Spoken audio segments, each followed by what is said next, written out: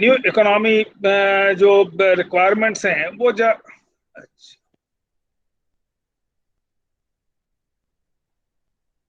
New economy imports जो हमारे हैं वो ऑलमोस्ट हमारे इतने ज्यादा हैं। जैसे उदाहरण के लिए ले लें तो हमने सोलर में 100 गीगावाट का टारगेट तो लिया, और सोलर पैनल्स में हुआ ये कि हमने अपने डोमेस्टिक प्लेयर्स को बचा नहीं पाए। Few years back almost there were 49 original equipment manufacturers in the field of solar panels. Hero Solar, Vikram solar, Indo solar, यहाँ पास में मोजर बायर थी नोएडा में ही, और ऐसे सारे करीब करीब बंद हो गए क्योंकि चाइनीज डंपिंग बहुत ज्यादा रही। यहाँ इस चीज को मैं थोड़ा सा विद एग्जांपल भी अगर हम देखें तो ऑलमोस्ट जो हमारी कॉस्ट ऑफ मैन्युफैक्चरिंग थी या चाइना की और जापान की थी और अमेरिका की थी लगभग एट पार थी, और हमारे जो ओरिजिनल इक्विपमेंट मैन्युफैक्चरर्स थे they were exporting almost 70% of their solar panels to Europe and America. तो quality wise also they were doing well. लेकिन जो इंटरनेशनल प्राइसेस थी, चाहे अमेरिका में रही हो, चाहे जापान में रही हो, चाहे इंडिया में रही हो, उससे लगभग 40% लेस पे जब चाइना ने डंपिंग शुरू की तो अमेरिका ने 107% एंटी डंपिंग ड्यूटी उन पे इम्पोज कर दी। जापान ने भी 100% एंटी डंपिंग ड्यूटी इम्पोज की। हम एंटी डंपिंग ड्यूटी इम्पोज इसलिए नहीं कर पाए कि कहीं हमारा जो सोलर पार्क के जिनको बड़े बड़े कॉन्ट्रैक्ट्स मिले हुए थे उनकी कॉस्ट के बारे में चिंतित हो जाने से कि कहीं इनकी कॉस्ट बढ़ जाएगी, और we did not impose the anti dumping duty और काउंटरवेलिंग ड्यूटी और सेफगार्ड ड्यूटीज एक्सेट्रा।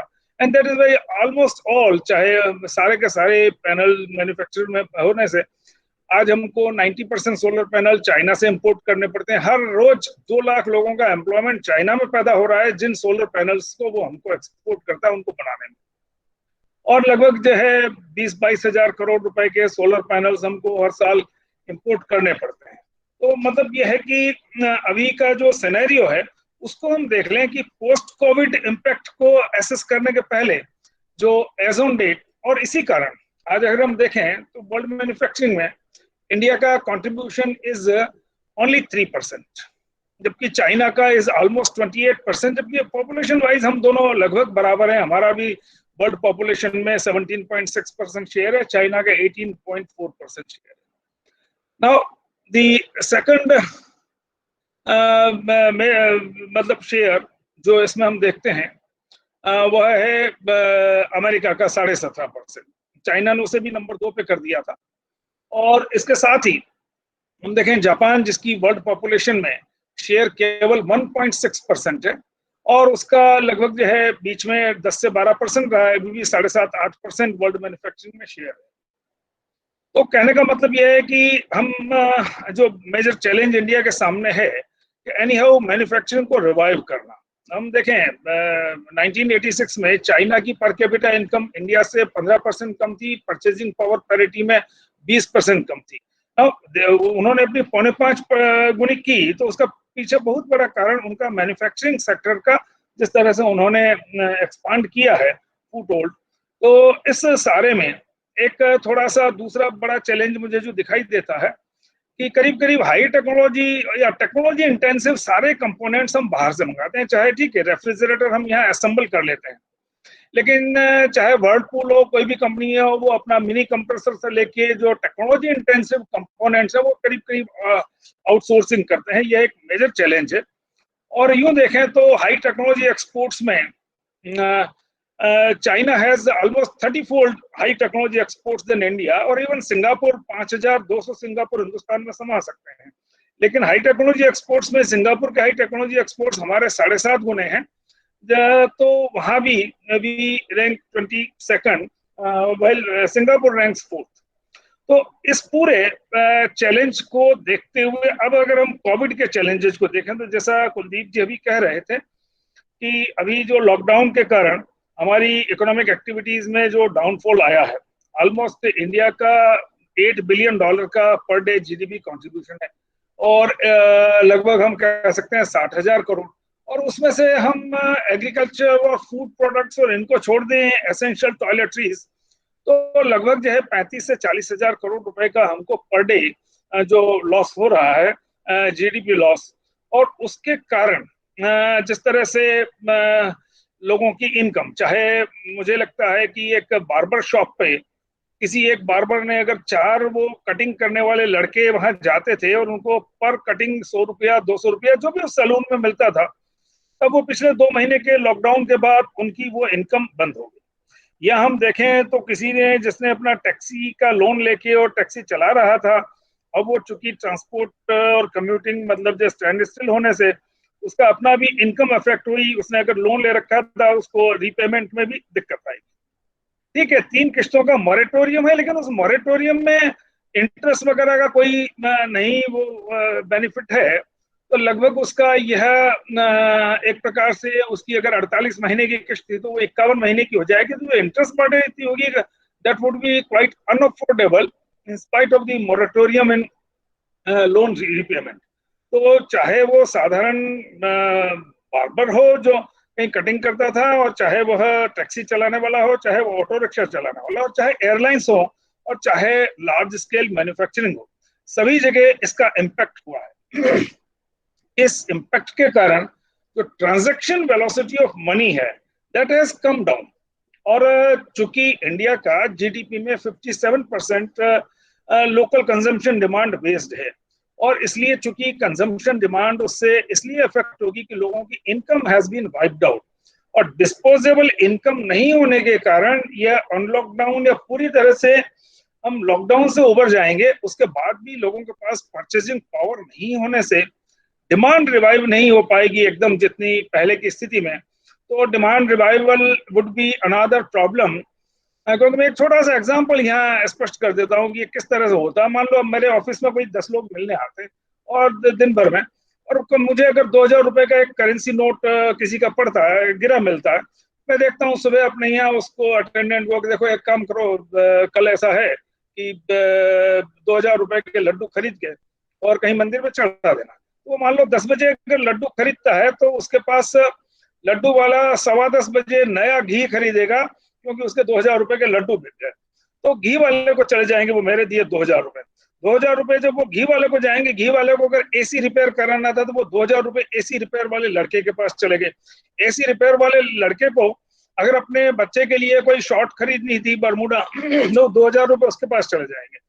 वह उसको अगर अपना घर में कोई छोटा केबिन फैन खरीदना था तो वो 2000 रुपए उस इलेक्ट्रिक शॉप वाले के पास चले जाएंगे।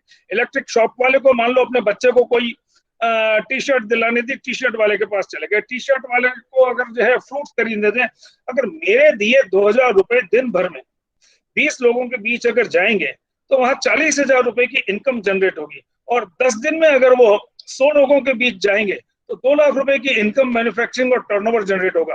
और साल भर में अगर वो 1000 लोगों के बीच जाएंगे तो 20 लाख रुपए की इनकम और टर्नओवर जनरेट होगा। तो मैंने ये एग्जांपल थोड़ा समय लेके इसलिए दिया कि अभी यह जो ट्रांजैक्शन वेलोसिटी ऑफ मनी जिस तरह से स्टैंड स्टिल है, ऐसे में अब पोस्ट कोविड चैलेंजेस को हम देखें तो कहीं ना कहीं we have to augment the income of the people. अभी तक हमने 20, 21, 22 लाख करोड़ रुपए का पैकेज दिया है, लेकिन उसमें फिस्कल स्टिमुलस नहीं है। मान लो जैसे करीब 20 लाख 21 लाख 97,000 करोड़ के पैकेज में लगभग 8,04,000 करोड़ तो शायद जो फरवरी मार्च अप्रैल में बैंक आरबीआई ने जो लिक्विडिटी इंफ्यूज की हुआ है, ये एमएसएमई के लोन से, तो वो आपके मेरे जो डिपॉजिट्स बैंक में है उनमें से जा रहा। मतलब मुझे लगता है कि लोगों की इनकम को ऑगमेंट करने के लिए, चाहे सैलरीज को रिइंबर्स करने के लिए, चाहे उनकी और किसी तरह से, we have to put money in the hands of the people. कहीं ना कहीं वह ट्रांजैक्शन वेलोसिटी अगर हम रेस्टोर कर पाएंगे तो इकोनॉमी में क्विक रिवाइवल आएगा, और नहीं तो ये मुझे लगता है कि कम से कम 2 साल इस रिवाइवल में लग सकते हैं। और दूसरा जो सबसे बड़ी एक चैलेंज दिखाई देती है वह यह है कि 4th इंडस्ट्रियल रिवॉल्यूशन के हम दहलीज पे खड़े हैं, और 4th इंडस्ट्रियल रिवॉल्यूशन के लिए हमारी तैयारी नहीं है। जैसे उदाहरण के लिए मैंने कहा कि हम दुनिया में सोलर पैनल्स के सेकंड लार्जेस्ट मार्केट तो बन गए, लेकिन डोमेस्टिक हमने मैन्युफैक्चरिंग इकोसिस्टम बनाने के लिए कुछ भी नहीं किया, बल्कि जो एग्जिस्टिंग यूनिट्स थी वो भी उनको प्रोटेक्ट नहीं करने से, एंटी डंपिंग ड्यूटी नहीं लगाने से वो एक एक करके मरते चले गए। और यहाँ बल्कि एक और मैं क्लियर कर दूं कि पिछले दिनों चाइना ने हम पर एक तरह से एग्रेशन किया था इकोनॉमी। जैसे मैंने एक्टिव फार्मास्यूटिकल इंग्रेडिएंट्स की बात की थी, तो चूंकि सारे हमारे 80% API हम देश में बनाते थे। अब चाइना ने डंपिंग शुरू की। उदाहरण के लिए लीजिए, विटामिन बी कॉम्प्लेक्स लीजिए, फॉलिक एसिड डलता है। फॉलिक एसिड हमारे यहाँ 6-7 हजार रुपए किलो में बनता बिकता था। चाइना ने 4,500 रुपए किलो में डंपिंग शुरू की। उस समय हमको एंटी डंपिंग ड्यूटी लगानी थी, वो हमने नहीं लगाई। तो उससे हुआ ये कि हमारे सारे ड्रग फॉर्मुलेटर्स ने चाइनीज फॉलिक एसिड मंगाना शुरू कर दिया। चाइनीज फॉलिक एसिड आने से हमारे देश के सारे फॉलिक एसिड मैन्युफैक्चरर्स के मैन्युफैक्चरिंग यूनिट्स बंद हो गए। वो सारे बैंकों के लिए नॉन परफॉर्मिंग एसेट्स बन गए। और फिर चाइना ने हमको एक्सप्लॉइट करने के लिए 2016 के जनवरी से दिसंबर के बीच 11 गुनी कीमत बढ़ा के, 12 महीने में 11 गुनी कीमत बढ़ा के उसने 50,000 रुपए किलो उसका कर दिया। तो कहने का मतलब है कि China has just endeavoured deindustrialise us in each field. तो अब ऐसे में जैसे हमने कहा कि by 2030 we would not allow fossil fuel cars to be manufactured and sold. तो अब पेट्रोल डीजल की कारें बंद होगी। तो पेट्रोल डीजल की कारों में करीब 2000 इंजन पार्ट्स लगते हैं। पेट्रोल इंजन में, डीजल इंजन में 2000 पार्ट्स लगते हैं। तो कोयम्बटूर से लेकर गुड़गांव तक हजारों कंपनियां उन इंजन पार्ट्स को बनाती है। वो सारी की सारी रिडंडेंट हो जाएंगी। और अब हम इलेक्ट्रिक व्हीकल्स पे जाएंगे तो उसमें केवल 20 पार्ट वाली इलेक्ट्रिक ड्राइव लगानी पड़ेगी। उस इलेक्ट्रिक ड्राइव की ना तो हमने domestic technology, home grown technology develop की है, ना उसके लिए हमने मैन्युफैक्चरिंग इकोसिस्टम एस्टेब्लिश कर पाए। लगभग ऐसा ही होगा कि ऑलमोस्ट मतलब जो है समझे कि आफ्टर 10 to 15 ईयर्स ये जो इलेक्ट्रिक व्हीकल्स के कारण लिथियम बैटरीज का मार्केट ही $300 बिलियन का होगा। सोलर का मार्केट तो आज $100 बिलियन का ही है। उसके लिए भी लिथियम बैटरीज का हमारा मैन्युफैक्चरिंग इकोसिस्टम नहीं होने के कारण, और रॉ मटेरियल सिक्योरिटी के बारे में भी हम अभी नहीं सोच पा रहे हैं कि भाई उसके लिए लिथियम, कोबाल्ट आदि कहाँ से लाएंगे, लैटिन अमेरिका से लाएंगे, अफ्रीका से लाएंगे। ये एक हमारे सामने बड़ा चैलेंज है। चाइना ने तो इन कंट्रीज में बड़ी बड़ी माइनिंग लीज मतलब जो प्रोक्योर कर ली है अपनी रॉ मटेरियल सिक्योरिटी के लिए। अब यहाँ मुझे लगता है कि हमें चॉइस ऑफ टेक्नोलॉजी पे भी सोचना चाहिए। Should we not think of sodium ion battery? अच्छा, उसमें सोच लिया कि हमको हाइड्रोजन फ्यूल सेल टेक्नोलॉजी पे नहीं जाना चाहिए क्या? क्योंकि वो पॉल्यूशन फ्री भी है, क्योंकि उसमें हाइड्रोजन ऑक्सीजन कंबाइन होकर जो बिजली पैदा होगी केवल वाटर वुड भी थी, बाई प्रोडक्ट नहीं थी। इसमें लिथियम का क्या करेंगे अंत में बैटरी की लाइफ खत्म होने के बाद? तो अभी पोस्ट कोविड हमको अपना फोर्थ इंडस्ट्रियल रिवॉल्यूशन के लिए जो राइट चॉइस ऑफ टेक्नोलॉजी के ऊपर भी हमें अभी विचार करने की आवश्यकता है कि हम जो अल्टरनेटिव एनर्जी मोबिलिटी की तरफ जाएंगे। वही चूंकि समय ज्यादा लग जाएगा, मैं दूसरे ऑप्शंस पे बात नहीं कर रहा हूँ, लेकिन somewhere will have to think of that. Another दूसरा, I think we are badly missing the train with respect to artificial intelligence. ठीक है, हम आर्टिफिशियल इंटेलिजेंस में सारे नाम ले रहे हैं, थोड़े थोड़े बजट भी हमारे एलोकेशन से ब्लॉकचेन के लिए भी है, मशीन लर्निंग के लिए, लेकिन जो प्रोडक्ट डेवलपमेंट होना चाहिए। आज हम देखें कि Chinese companies have developed algorithms on the basis of which by using simple lung x ray of a person they can predict कि इस व्यक्ति को साल भर बाद लंग कैंसर हो सकता है।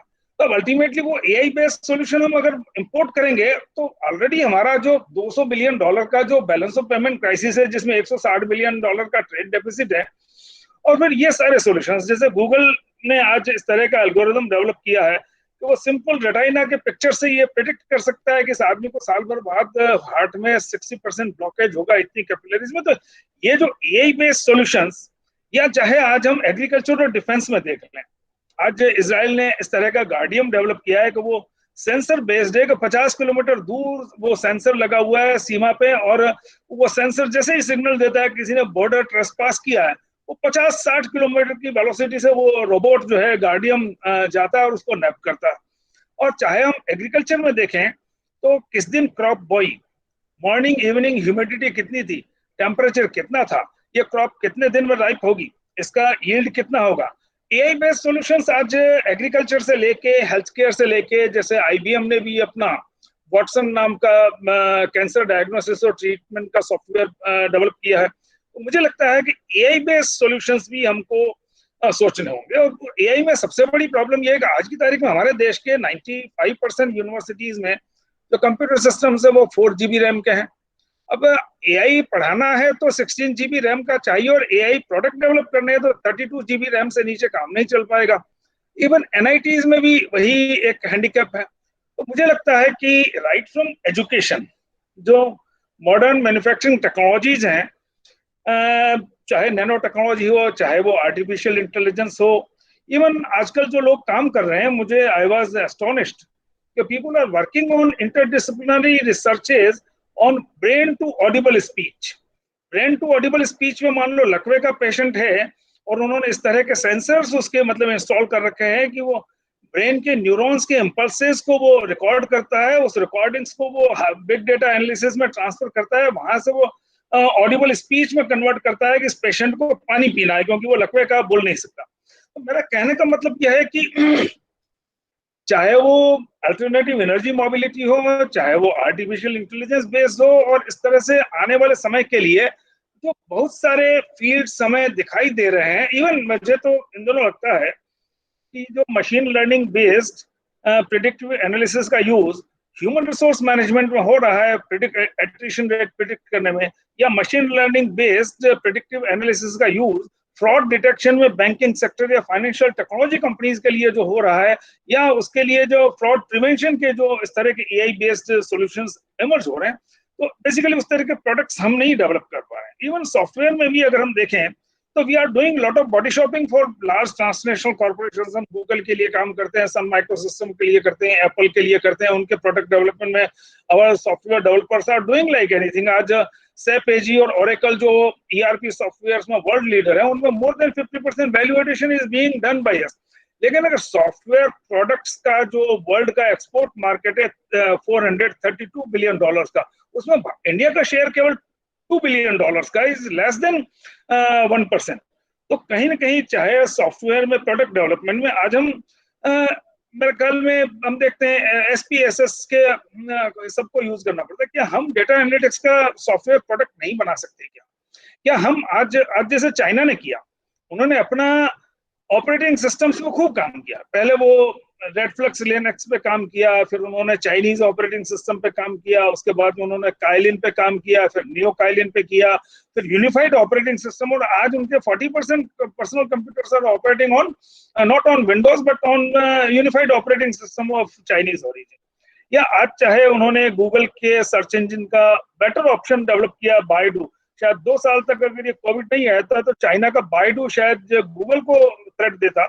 या जैसे हम ज्योग्राफिकल पोजीशनिंग सिस्टम के लिए देखते हैं तो उन्होंने बेडू करके जो सिस्टम डेवलप किया है। तो कहने का मतलब यह है कि हमें made by India products and brands पे फोकस करना होगा। मेक इन इंडिया में हम अगर चाइनीज कंपनियां यहाँ 4% वैल्यू एडिशन करके मेड इन इंडिया लिख देती है उनके मोबाइल फोन पे, या हम मतलब देखते हैं कि चाहे इलेक्ट्रॉनिक प्रोडक्ट्स हैं या कोई भी, तो उसमें बेसिकली जब तक हम चाहे रेफ्रिजरेटर है, वर्लपूल कंपनी अपना सारे हाई टेक्नोलॉजी कंपोनेंट्स बाहर से लाकर और उसको केवल असेंबल मात्र करती है, तो ये हमें कहीं ना कहीं मेड बाय इंडिया प्रोडक्ट्स में जाना होगा। मान लो आज अगर ट्रक है ABS वोल्वो, क्या स्केनिया ही या वोल्वो ही स्वीडिश कंपनी सबके लिए ट्रक बस बनाएगी? तो हम आज देखें तो मेड बाय इंडिया प्रोडक्ट्स आज चाहे टाटा महिंद्रा के हो, चाहे कंज्यूमर गुड्स में हो, सभी जगह हमें we have to launch more and more made by India products. जब तक हम मेड बाय इंडिया प्रोडक्ट्स और ब्रांड्स नहीं प्रमोट करेंगे, तब तक हम एक तरह से इंडिया में डाउन स्ट्रीम वैल्यू चेन में मैन्युफैक्चरिंग नहीं कर पाएंगे। मान लो आज हमने खिलौने की कार भी है, अगर चाइना से आ रही है या चाइना यहाँ उसको पे मेक इन इंडिया लिखने के लिए, मेड इन इंडिया लिखने के लिए वो असेंबल कर लेता, ऑयल भी लाता है उसके लिए सब कुछ। अब अगर एक खिलौने की कार है, उसकी अगर प्लास्टिक बॉडी यहाँ माउल्ड होगी तो 2 करोड़ रुपए का काम उस डाई माउल्ड बनाने वाले को मिलेगा, और फिर उसमें एक छोटी सी कॉइल लगेगी, चाहे वो 20 रुपए की लगेगी, लेकिन उस वो अगर domestic made by India product का तो वो कॉइल इंडिया से खरीदेगा, तो कॉइल मैन्युफैक्चरर को ऑर्डर मिलेगा। कॉइल मैन्युफैक्चरर को एनामल्ड वायर चाहिए तो वो वायर एनामलिंग कंपनी को ऑर्डर करेगा, तो वायर एनामलिंग कंपनी चलेगी। वायर एनामलिंग कंपनी को ऑर्डर करने के बाद वह उस कंपनी को वायर कॉपर वायर चाहिए तो वायर ड्राइंग मशीन का काम चलेगा, वायर ड्राइंग मशीन वाला कॉपर इनगोट खरीदेगा। ये जो डाउन स्ट्रीम वैल्यू चेन हमारी तभी डेवलप हो पाएगी ओरिजिनल इक्विपमेंट मैन्युफैक्चरिंग, जब हम we will think of made by India products and brands, and I think we have to think on that. तो इसलिए पोस्ट कोविड चैलेंजेस में अगर शॉर्टलिस्ट करूं तो एक तो हमें अपना एग्रीकल्चर में रिफॉर्म करने की आवश्यकता है, so that we can also tap export markets. आज की तारीख में देश में 2 करोड़ टन सरप्लस पैदा होता है, कहीं आलू फेंकना पड़ता है, कहीं टमाटर फेंकना पड़ता है। तो कहीं ना कहीं हमको फार्मर को फूड सिस्टम का पार्ट बनाना होगा कि जो जीरो टेक्नोलॉजी और लो टेक्नोलॉजी इंडस्ट्रीज हैं, चाहे गेहूं से आटा, मैदा, सूजी, ब्रेड, चाहे पोटैटो चिप्स, जैसे फरुखाबाद एशिया की सबसे बड़ी आलू मंडी है, लेकिन आसपास कहीं पोटैटो के वैल्यू एडेड प्रोडक्ट्स का कोई मैन्युफैक्चरिंग प्लांट नहीं है। तो हमको ये सोचना होगा, उत्तर प्रदेश में ही देखें तो आलू का करीब 35 से 40 लाख टन सरप्लस प्रोडक्शन है, जो खाने की डिमांड है और बीज की डिमांड है। तो अब हमको चाहे पोटैटो हो, टमाटो हो, हर एक में तो एक चैलेंज तो ये है कि हमको export quality value added agriculture produce के बारे में सोचना होगा। दूसरा, हमारा जो इंपोर्ट डिपेंडेंस है इंटरनेशनल सप्लाई चेन्स के ऊपर, ज्यादातर चाइना के ऊपर, चाहे वो एक्टिव फार्मास्यूटिकल इंग्रेडिएंट्स हो, चाहे वो सोलर पैनल्स हो, चाहे वो दूसरे ऑटो कंपोनेंट्स हो, चाहे वो इनऑर्गेनिक केमिकल्स हो, वो डिपेंडेंस खत्म करने के लिए देश में मैन्युफैक्चरिंग इकोसिस्टम डेवलप करना होगा। उसके लिए अगर हमको फिस्कल स्टिमुलस भी देना पड़े उन सारे मैन्युफैक्चरिंग सेक्टर्स के लिए इकोसिस्टम।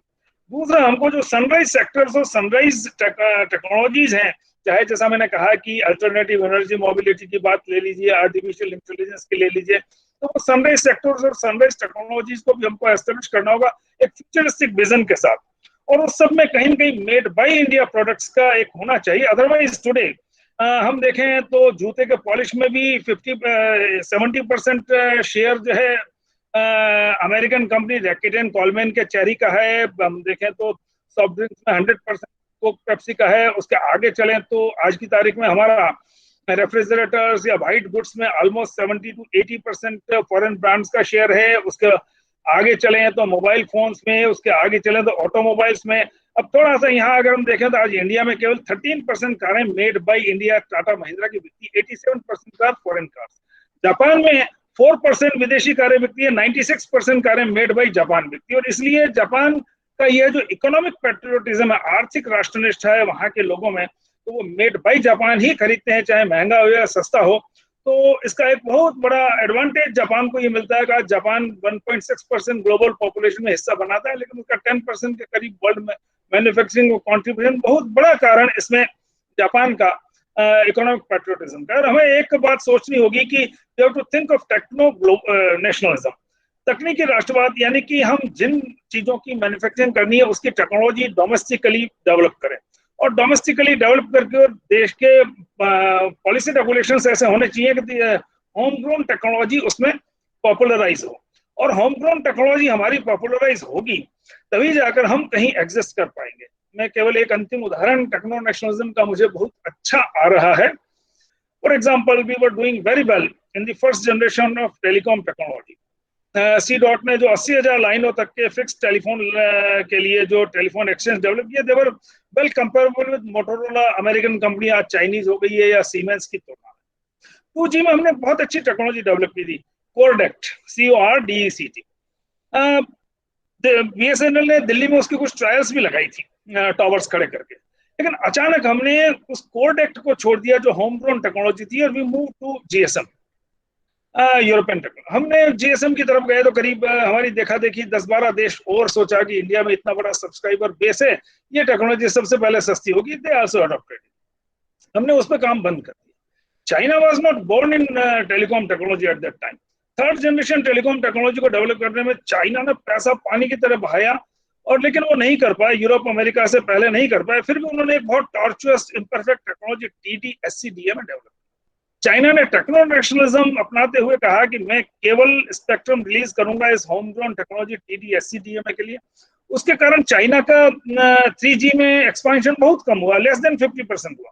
लेकिन China did not bother for that. उन्होंने अपनी होम ग्रोन टेक्नोलॉजी के पक्ष में जो रेगुलेटरी फ्रेमवर्क बनाया और दूसरे यूरोपियन अमेरिकन टेक्नोलॉजीज को नहीं अडॉप्ट किया, तो उस पैसे के इन्वेस्टमेंट से उन्होंने फोर्थ जनरेशन टेलीकॉम टेक्नोलॉजी दुनिया में सबसे पहले डेवलप कर ली, अमेरिका यूरोप के पीछे छोड़ते, TD-LTE। आज दुनिया के 55% नेटवर्क LTE पे काम करते हैं। उसी पैसे से उन्हें fifth generation telecom technology develop.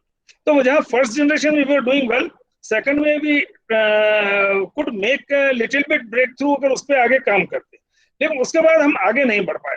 और चाइना 2G तक तो कहीं उसके कुछ किया ही नहीं, 3G से उसने शुरुआत की, और फोर्थ जनरेशन में उसने मतलब वर्ल्ड लीडर बन गया, फिफ्थ जनरेशन में भी आज वो वर्ल्ड लीडर है। इसलिए विश्व के समालोचक कहते हैं China while pursuing the policy of techno nationalism has attained the goal of techno globalism. तो मुझे लगता है कि हमें फ्यूचरिस्टिक सनराइज सेक्टर्स के लिए टेक्नोलॉजी डेवलप करने के लिए यह एक टेक्नो नेशनलिस्टिक इंटरवेंशन और उसके लिए हमें सब प्रकार का एक इकोसिस्टम देश में डेवलप करने की जरूरत है।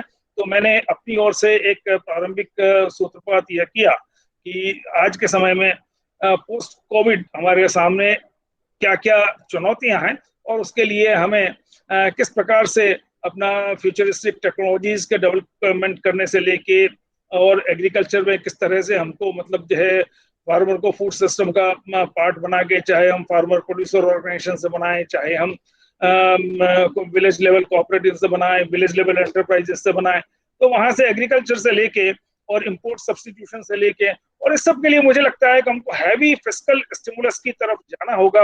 जब तक हम फिस्कल स्टिमुलस इन सब कामों के लिए नहीं देंगे तब तक मुझे नहीं लगता कि we would be able to set up manufacturing capacities domestically. ऐसा मुझे लगता है। इतना कहकर मैं अपनी बात को यहीं पूरा करता हूं और आयोजकों के प्रति अपना आभार व्यक्त करता हूं। बहुत बहुत आभार भाई साहब आपका। आपने डिटेल में सारे इश्यूज को रखा, खासतौर पे मैन्युफैक्चरिंग और टेक्नोलॉजी से रिलेटेड जो भी विषय हैं उनको आपने पूरे विस्तार के साथ समझाया। अब मैं निवेदन करूंगा श्री गोपाल कृष्ण अग्रवाल जी से, जो भारतीय जनता पार्टी के आर्थिक विषयों के सलाहकार भी हैं और प्रवक्ता भी हैं। गोपाल जी, भाई साहब, भगवती प्रकाश जी भाई साहब ने कुछ विषय उठाए हैं और उन विषयों से जुड़ा एक महत्वपूर्ण विषय है कि फिस्कल सपोर्ट का। आप फाइनेंस से जुड़े रहे हैं और कहीं ना कहीं मार्केट में ये चर्चा लंबे समय से चली आ रही है कि मार्केट में मनी सर्कुलेशन कम होता जा रहा है, बैंकों की तरफ से फाइनेंस है वो टाइट होता गया है और जो पहले के लोन थे वो हमने पूरी सख्ती के साथ वसूली करनी शुरू की। पैसा जो मार्केट में था वो सब समेट के वापस बैंकों के पास आ रहा है और बैंकों से वापस उस तेजी से नहीं जा पा रहा उन सेक्टर्स में जहां वाकई में रिक्वायरमेंट भी है और जहां रोजगार उत्पत्ति की संभावना भी है। तो भारत का जो सबसे बड़ा संकट है वो संकट है, आप समझ भी रहे हैं कि रोजगार का तो संकट है, लेकिन जो फिस्कल डेफिसिट बढ़ रहा है और उसके कारण जो डेट बढ़ रहा है, कर्ज बढ़ रहा है, तो इसको ध्यान में रखते हुए आप अपना जो पूरा विस्तृत आप उद्बोधन दीजिए हमारे सबके मार्गदर्शन के लिए। श्री गोपाल कृष्ण अग्रवाल जी।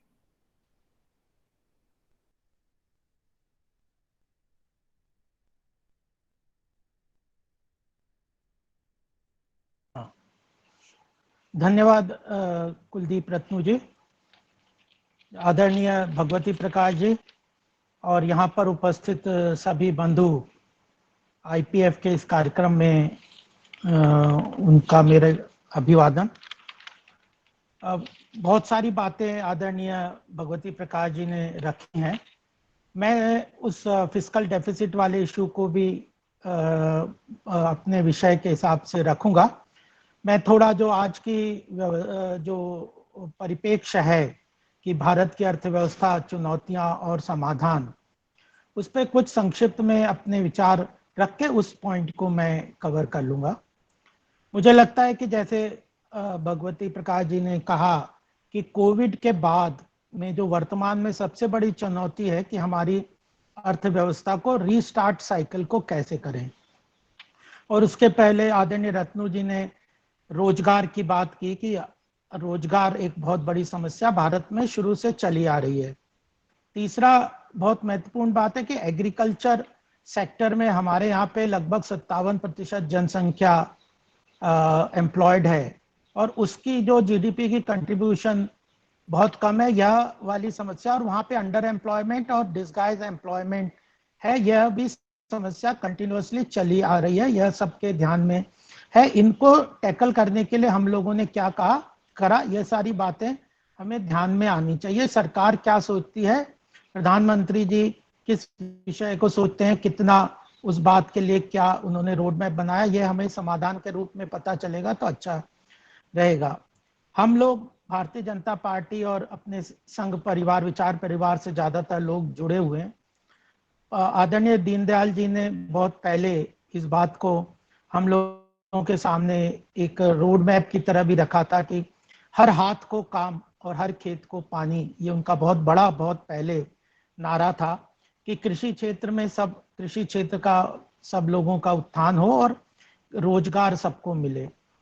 दूसरी सबसे बड़ी चुनौती 2014 में जब हमारी सरकार आई थी तो हमने देखा था कि देश में अर्थव्यवस्था में ग्रोथ तो हुआ था, ग्रोथ पहले भी हुआ था, लेकिन जो डिस्ट्रीब्यूशन ऑफ वेल्थ था वह बहुत अनइवन था। और 2016 में दो चीजें हमने उस चुनौती के रूप में और उसके लिए सामने रखी थी। एक तो ये 2016 में ग्लोबल वेल्थ रिपोर्ट भी आई थी जिसने कहा था कि भारत में कंसंट्रेशन ऑफ वेल्थ बहुत ज्यादा हो गई है और बहुत बड़ा तबका है जो उस वेल्थ से पूरी तरह वंचित है।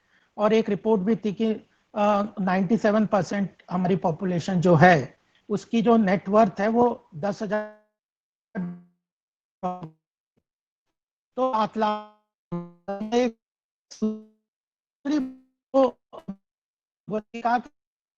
में हम तो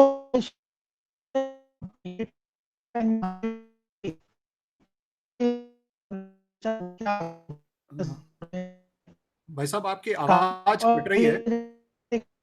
गोपाल जी, क्या मुझे सबको सुनाई दे रही है? मुझे ही कुछ लग रहा है। अच्छा, आवाज ब्रेक हो रही है, आवाज ब्रेक हो रही है। आप कोई एक बैकअप थोड़ा देखिए थोड़ा साथ में जी। वीडियो ऑफ करके बोलिए आप थोड़ा। गोपाल जी आप वीडियो ऑफ करके देखिए ना।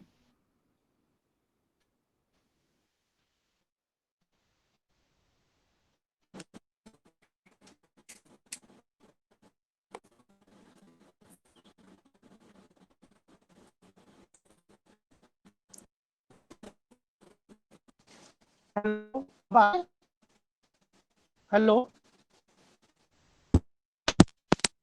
हाँ बोलिए बोलिए। हाँ अभी हेलो आपका आया। आ गई, मैंने उससे चला रखा था। आप ठीक है साहब, आज ठीक है? आप वीडियो ऑफ करके बोलिए तो गोपाल जी। नहीं नहीं आ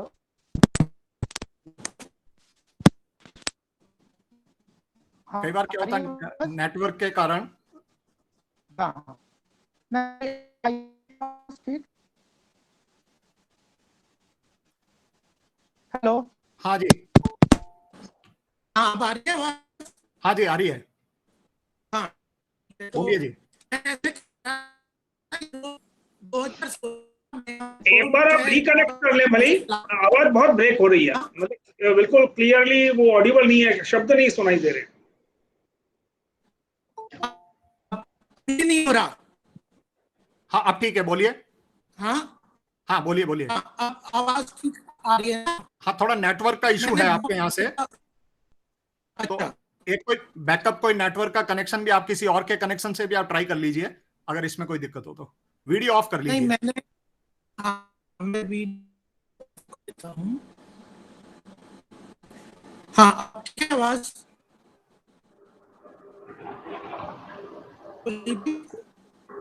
सर एक बार रिकनेक्ट करेंगे तो अच्छा रहेगा। रिकनेक्ट होने के बाद हो सकता है कि कनेक्शन प्रॉपर हो जाएगा। ठीक है, एक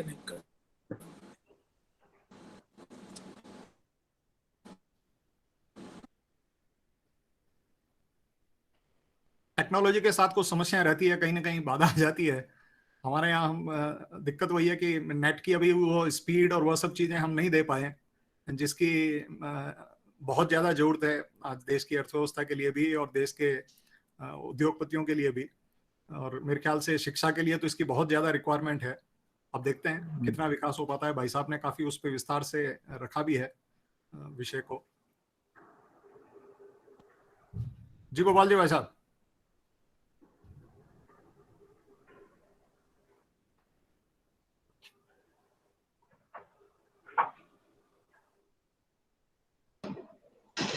गोपाल जी वैसा अगर हो तो लैपटॉप छोड़ के और आप मोबाइल पे सिग्नल ठीक होंगे ना, तो अगर मोबाइल से अगर आप वो कर लेंगे, गूगल मीट अच्छे से कनेक्ट हो जाता है, तो मुझे लगता है कि शायद वॉइस आपकी हम सब लोग सुन लेंगे।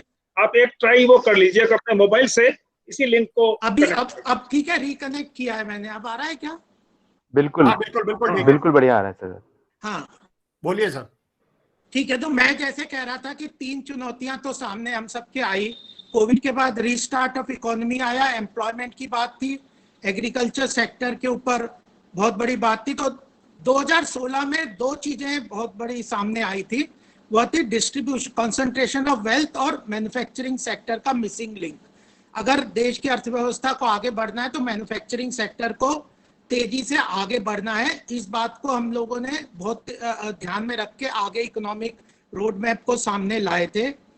एक और चुनौती हम सबके सामने आज की डेट में आती है, जो ध्यान में रखना और जिसके ऊपर चर्चा करना बहुत जरूरी है, वह है कि देश की अर्थव्यवस्था को protectionism versus globalization, global supply chain और रीजनल सप्लाई चेन के साथ इंटीग्रेट करना। ये मुझे लगता है कि इस वक्त सबसे बड़ा डिबेट का और इशू का चैलेंज हमारे सामने है। क्या भारत को प्रोटेक्शनिस्ट इकोनॉमी की तरफ बढ़ना है इंडिविजुअल, या ग्लोबल सप्लाई चेन और रीजनल सप्लाई चेन के साथ हमारी अर्थव्यवस्था को इंटीग्रेट करना है? यह बात हमारे ध्यान में लाना और इसके ऊपर चर्चा करके इसको रिजॉल्व करना बहुत जरूरी है।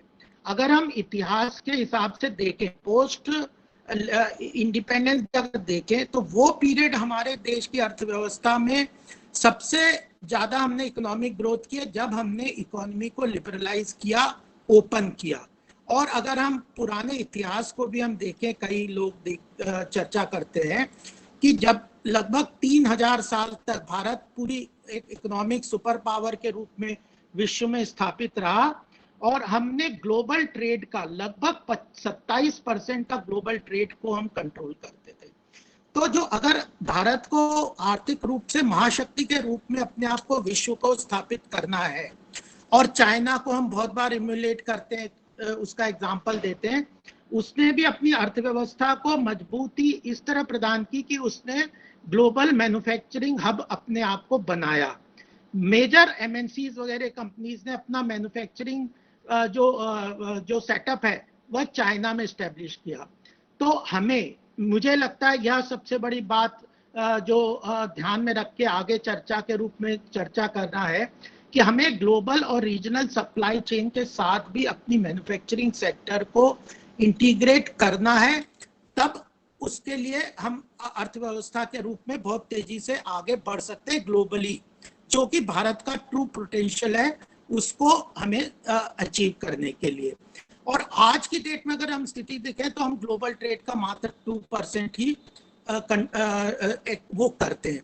तो जो प्रधानमंत्री का आत्मनिर्भर भारत अभियान के बारे में अगर हम वर्तमान में देखें, जो प्रधानमंत्री का कॉन्सेप्ट है और जो मैंने 2016 की बात की उसके साथ, और जो वर्तमान का जो चैलेंज है कोविड के साथ जो अभी अनाउंसमेंट हुआ है, उसको तीनों को अगर मिला के हम देखें तो प्रधानमंत्री ने कल भी स्पष्ट ग्लोबल कम्युनिटी, बिजनेस कम्युनिटी को एक संदेश दिया था कि भारत आपको इनवाइट करता है, आप अपनी मैन्युफैक्चरिंग फैसिलिटीज को भारत में एस्टेब्लिश करें। आ रहा है आवाज? बीच में डिस्टर्बेंस तो नहीं हो रही? हेलो? बिल्कुल सर, बिल्कुल आ रही है आवाज आपकी। हाँ, तो उसमें आत्मनिर्भर भारत अभियान का जो अंडरस्टैंडिंग है वह एक तरीके से, जब उन्होंने 5 पिलर्स ऑफ इकोनॉमी कहे हैं, 5 पिलर्स ऑफ आत्मनिर्भर भारत अभियान कहे हैं, उसमें उन्होंने इस बात का स्पष्ट संदेश देने का प्रयास किया है कि भारत की अर्थव्यवस्था को मजबूत स्टैब्लिश करना बहुत जरूरी है। एक मेजर उसका पिलर है इकोनॉमिक डेवलपमेंट, इकोनॉमिक ग्रोथ और ग्लोबली भारत की इकोनॉमी को स्टैब्लिश करना। दूसरा उसका पिलर जो उन्होंने कहा वो इंफ्रास्ट्रक्चर की बात की है। तीसरा उन्होंने कहा टेक्नोलॉजी, डेमोग्राफी और डिमांड। ये 5 पिलर्स आत्मनिर्भर भारत अभियान के प्रधानमंत्री ने कहे हैं। और उसके लिए सबसे बड़ी बात जो आती है, जो आदरणीय भगवती प्रकाश जी ने कहा कि हमारा जो मैन्युफैक्चरिंग सेक्टर है उसको मजबूत करना है, तब हमारे देश की अर्थव्यवस्था तेजी से बढ़ेगी। उसके लिए हमारे यहाँ पे हमने जो मैन्युफैक्चरिंग सेक्टर है उसको एक लेवल प्लेइंग फील्ड प्रोवाइड करना है। हमारे यहाँ पे जो हमारी मैन्युफैक्चरिंग सेक्टर है उसको बहुत सारे चैलेंजेस हैं और उस चैलेंजेस को वो मीट करने में काफी ग्लोबली अनकॉम्पिटिटिव हो जाता है। और कहीं ना कहीं जो पॉलिसी मेकर्स हैं उनका फोकस उस चैलेंजेस को, उस लेवल प्लेइंग फील्ड को प्रोवाइड करने के लिए उसकी तरफ उसका ध्यान नहीं था। उसमें हम देखें रेट ऑफ इंटरेस्ट हमारे यहाँ बहुत हाई है, तो हमने कंटिन्यूअसली प्रयास किया पिछले 5-6 साल में कि सिस्टमैटिकली, जो पहले आरबीआई का बहुत इन्फ्लेशन टारगेटिंग होने के कारण रेट ऑफ इंटरेस्ट को हाई रखने की जो पॉलिसी थी, उसको करेंटली हम लोगों ने उससे फोकस चेंज करके रेट ऑफ इंटरेस्ट को कम करके हमारे इकोनॉमी में लिक्विडिटी और लो कॉस्ट फंड इन्फ्यूजन का प्रयास किया है, पहली बात। दूसरी जो चैलेंज हमारे मैन्युफैक्चरिंग सेक्टर जिस पे हमारी सरकार वर्तमान में काम कर रही समाधान के रूप में, वह है हमारी लॉजिस्टिक कॉस्ट। अगर ट्रांसपोर्टेशन के बगैर कोई मैन्युफैक्चरिंग सेक्टर ग्रोथ नहीं कर सकता, कोई डेवलप नहीं कर सकता, और उसके लिए चाहे रेल कनेक्टिविटी है, रोड कनेक्टिविटी है, और एयरवेज है, शिप है, पोर्ट्स हैं, इन सारे को भी बहुत जरूरी से डेवलप करना है। और लॉजिस्टिक कॉस्ट ऑफ ट्रांसपोर्टेशन हमारी इकोनॉमी में रिड्यूस करना है, एफिशिएंट करना। आज की डेट में एक फिगर मैं आपके सामने रखना चाहूंगा कि जो लॉजिस्टिक कॉस्ट का कंट्रीब्यूशन है हमारी इकोनॉमी में, वह 14% का जीडीपी पे कंट्रीब्यूशन है। ग्लोबली ये जो कंट्रीब्यूशन है वो 9 से 10% का है। इसका मतलब लॉजिस्टिकल इंडस्ट्रीज आज हमारे यहाँ वर्ल्ड कंपटीशन में 40% हाई है। तो अगर आप देखेंगे national infrastructure pipeline, Nitin Gadkari ji के जो एफर्ट्स हैं, प्रधानमंत्री के सागरमाला, पोर्ट्स डेवलपमेंट, एयरवेज, तो इसको एक इंफ्रास्ट्रक्चर लॉजिस्टिक कॉस्ट को कम करने का बहुत बड़ा प्रयास हमारा रहा है, और उससे दो फायदे होते हैं, दो फायदे के रूप में हम काम कर रहे हैं। एक तो इंफ्रास्ट्रक्चर इन्वेस्टमेंट में स्टील, सीमेंट इंडस्ट्री की जो डिमांड की कमी हमारे इकोनॉमी में फेस हो रही थी, उसमें भी मतलब उसमें भी इन्फ्यूजन होता है फंड, और एक ईज ऑफ लिविंग में आसानी होती है, और ईज ऑफ डूइंग बिजनेस आसान होता है, और कॉस्ट ऑफ मैन्युफैक्चरिंग आसान होता है, कॉस्ट ऑफ मैन्युफैक्चरिंग कम होती है। तो हमारा 2022 तक एक टारगेट है कि लॉजिस्टिक कॉस्ट को हम रिड्यूस करके जीडीपी कंट्रीब्यूशन में 14% से 10% पे ले आएंगे, और नेशनल लॉजिस्टिकल पॉलिसी भी लेके आए हैं।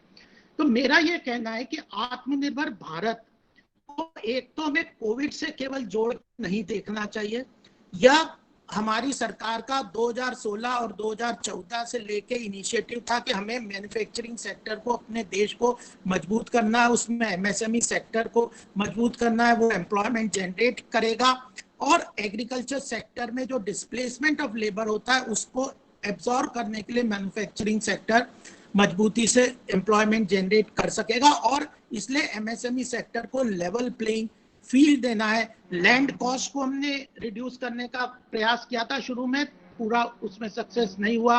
Amendment in lest land cost bill को हम लेके आए थे, लेकिन आज की डेट में किसी भी इंडस्ट्री से हम पूछते हैं तो वो कहता है कि 50 से 60% कॉस्ट तो लैंड की होती है, जैसे ग्लोबली 30% कॉस्ट आती है प्रोजेक्ट कॉस्ट में लैंड की।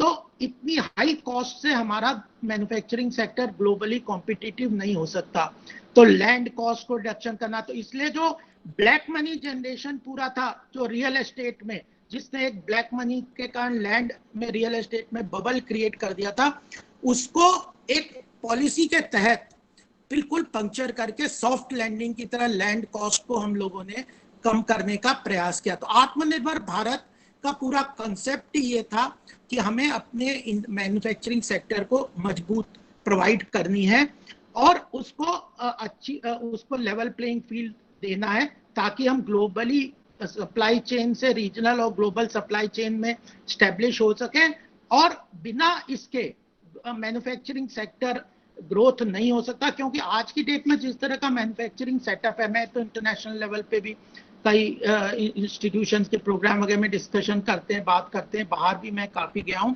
उसमें आज कोई भी कंट्री एक अकेले कोई प्रोडक्ट बनाता नहीं है।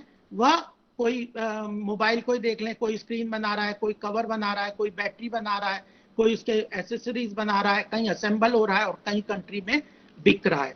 तो इस बात को ध्यान में रखते हुए हमें आगे बढ़ना है, और वह हम ध्यान में रख के आगे चल रहे हैं।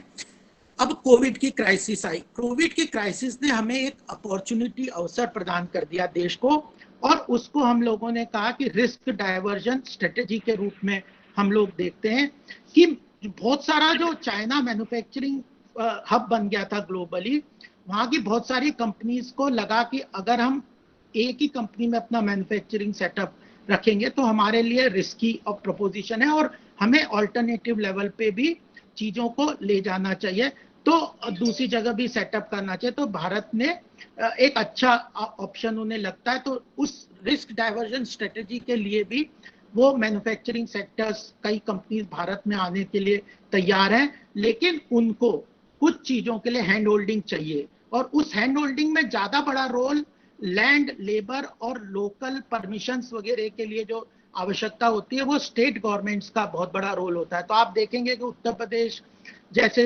प्रदेशों ने इससे लिए बड़ा इनिशिएटिव लिया। प्रधानमंत्री का भी पुश है कि स्टेट गवर्नमेंट्स को क्लस्टर ऑफ लैंड डेवलपमेंट करके आइडेंटिफाई करने हैं, जो क्लस्टर्स छोटे छोटे प्रोडक्ट के एमएसएमई सेक्टर के हैं उनको डेवलपमेंट करने के लिए काम करना है, तो उसमें इनिशिएटिव लेंगे तो स्टेट गवर्नमेंट्स का बहुत बड़ा रोल होता है। यूपी ने लिया और भी कुछ प्रदेशों ने लिया है, तो वहां पे भी ये रिस्क डाइवर्जन स्ट्रेटेजी में भारत के लिए बड़ी अपॉर्चुनिटी है, समाधान मैन्युफैक्चरिंग सेक्टर के लिए यह काम में आ सकता है। एक जब ये गलवान का क्राइसिस आया, रिस्क डाइवर्जन स्ट्रेटेजी तो कोविड के बाद हमारे लिए अपॉर्चुनिटी मिली, लेकिन गलवान का जो एग्रेशन जो आया चाइनीज का, उसके बाद हम कुछ लोग जो चाइना के इंपोर्ट्स वगैरह को काफी बैन किए। और आत्मनिर्भर भारत में एक चीज और ध्यान रखनी है कि ये जो डिसएंगेजमेंट विद चाइना है वह यहाँ से नहीं शुरू हुआ, ना कोविड से शुरू हुआ, ना गलवान एग्रेशन से शुरू हुआ। वह हम 2019 में जब आरसेप से हम एग्जिट किए, हमने देखा कि हमारी मैन्युफैक्चरिंग सेक्टर को सबसे बड़ा प्रॉब्लम क्या आ रहा है कि वह हमने एफटीए साइन कर लिया 2010 में, तो आसियान कंट्रीज से बहुत सारी चीजें डंप हो रही थी, भारत में इंपोर्ट हो रही थी जीरो ड्यूटी से, लेकिन हमारे मैन्युफैक्चरिंग सेक्टर को लेवल प्लेइंग फील्ड नहीं मिलता, तो उसको थोड़ा प्रोटेक्शनिज्म चाहिए। जब तक कि हम उसे लेवल प्लेइंग फील्ड नहीं प्रोवाइड कर सकते फैक्टर्स ऑफ प्रोडक्शन के, तो तब तक हमें उसे प्रोटेक्शन देना पड़ेगा। तो हमने एफटीए को आसियान कंट्रीज से रीवर्क कर दिया, उसमें जीरो ड्यूटी, कस्टम ड्यूटी के कारण जो प्रॉब्लम आ रहे थे उसको हम रिजॉल्व कर रहे हैं, उनको खत्म कर रहे हैं। चाइना का बहुत सारा प्रेशर था कि हम आरसेप 15 कंट्रीज मिलके फ्री ट्रेड एग्रीमेंट कर लें, उसको प्रधानमंत्री ने रोक दिया। इस बार बजट में लगभग 56 आइटम्स में 8 कैटेगरीज में इंपोर्ट ड्यूटी काफी बढ़ा दी, और उसका एक कारण भी है कि चाइना ने जो बहुत बड़ा हमारे साथ इंपोर्ट होता है उसमें हमारे लिए एक अच्छा बात है कि ज्यादातर आइटम्स ऐसे हैं जैसे टॉयज है, इलेक्ट्रिक्स है, इलेक्ट्रॉनिक्स है, आयरन एंड स्टील है, स्पोर्ट्स गुड्स है, म्यूजिकल इंस्ट्रूमेंट, ऐसे ऐसे आइटम है जो नॉन मेरिट गुड्स हैं, बहुत असेंशियल आइटम नहीं है और इनके लिए बहुत टेक्नोलॉजी जरूरत नहीं है, ये भारत में भी बन सकते हैं।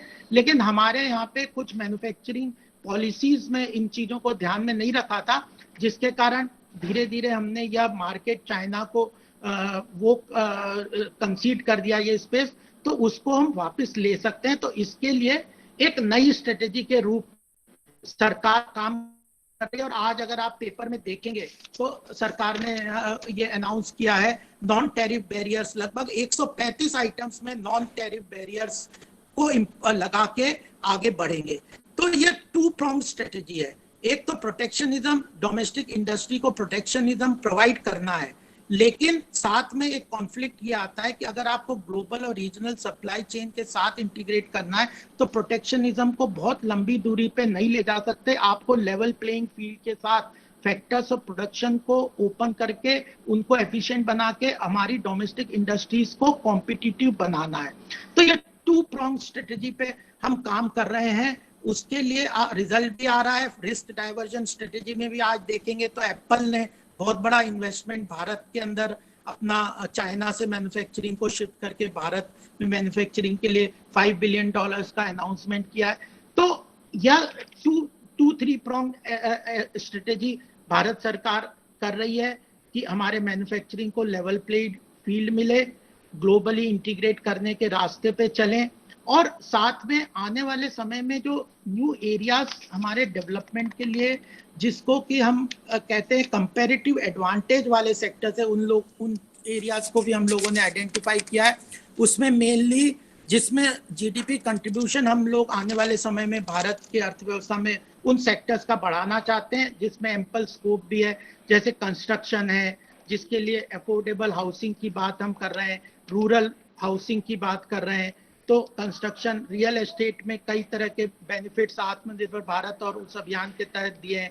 एग्रीकल्चर सेक्टर में जैसे एफपीओ है, एग्रीगेटर है, एपीएमसी रिफॉर्म्स है, लिक्विडिटी पुश की बात कर रहे हैं, और इस तरह के कई सारी चीजें सरकार डिसीजन लेती है।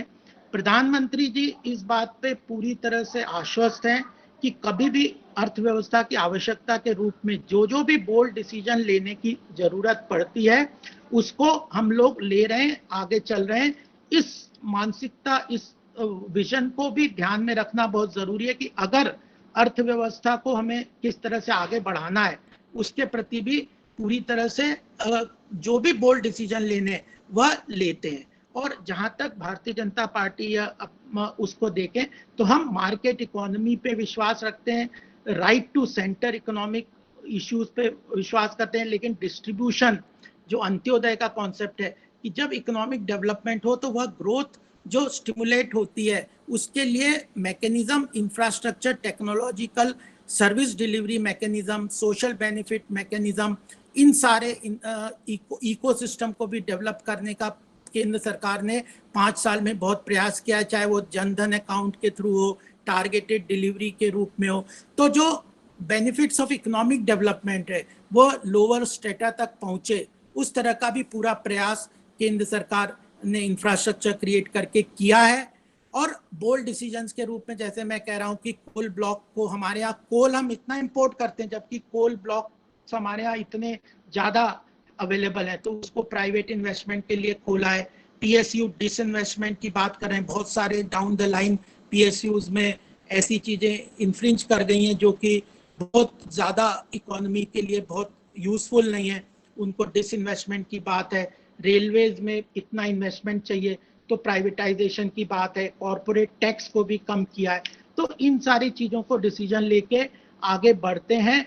और जो एक बात है, जो फिस्कल स्टिमुलस की जो बात हुई, आर्थिक पैकेज की बात हुई, तो आत्मनिर्भर भारत इकोनॉमिक जो पोस्ट कोविड रिस्पांस है, गरीब कल्याण योजनाओं के तहत, जो प्रधानमंत्री गरीब कल्याण योजनाओं के तहत गरीब के लिए और जरूरतमंदों के लिए लिक्विडिटी प्रोवाइड करने की जो स्कीम है, उसके तहत 1,72,000 करोड़ का केंद्र सरकार ने प्रावधान किया है।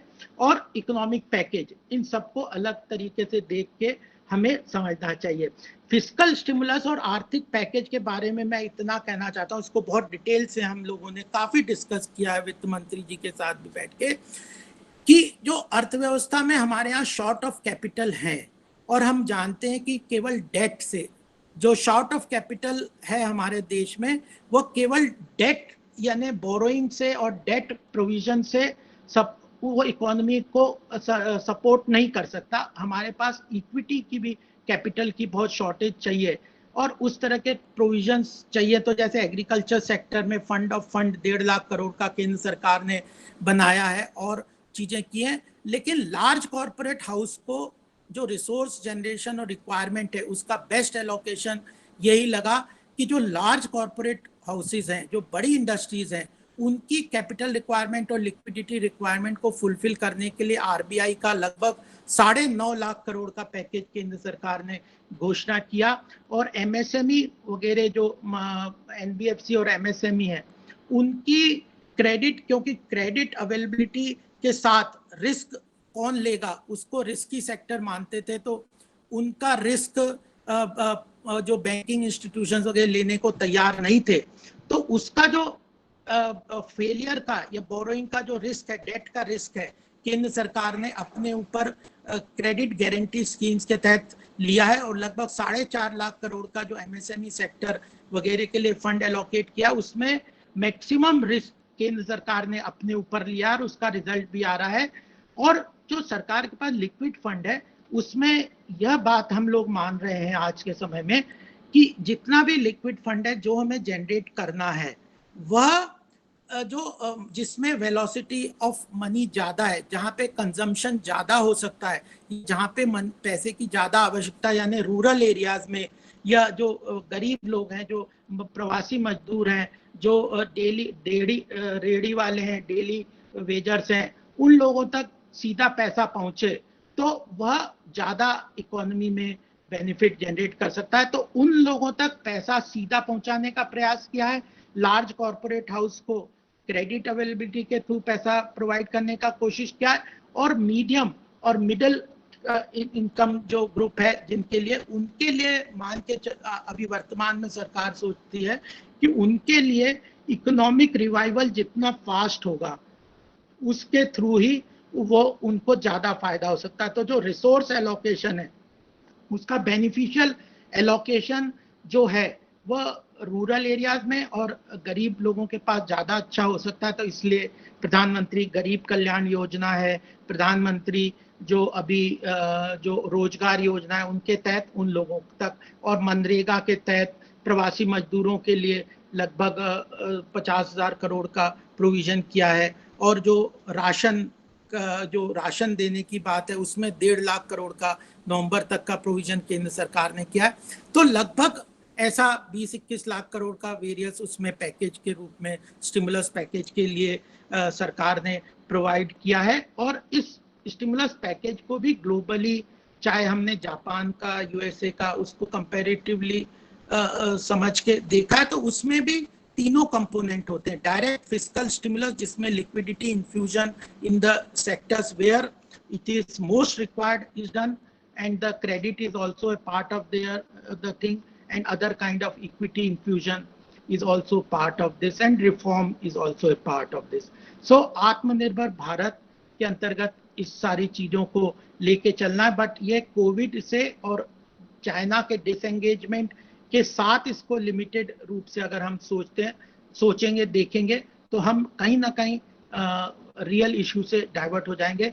और इस बात का भी हमें ध्यान में रखना है कि ये लार्जर परसेप्शन है, जो केवल प्रोटेक्शनिज्म को शॉर्ट टर्म तो हम मेजर लेके चलेंगे, लेकिन लेवल प्लेइंग फील्ड के थ्रू मैन्युफैक्चरिंग सेक्टर को फैक्टर्स ऑफ प्रोडक्शन के तहत हम लोग इंप्रूव करके उसे ग्लोबली कॉम्पिटिटिव करके, till that time our economic manufacturing sectors becomes globally competitive, so we will go for protectionism, but we have to at a point of time integrate our economy to global and regional supply chain to establish and make India a global superpower.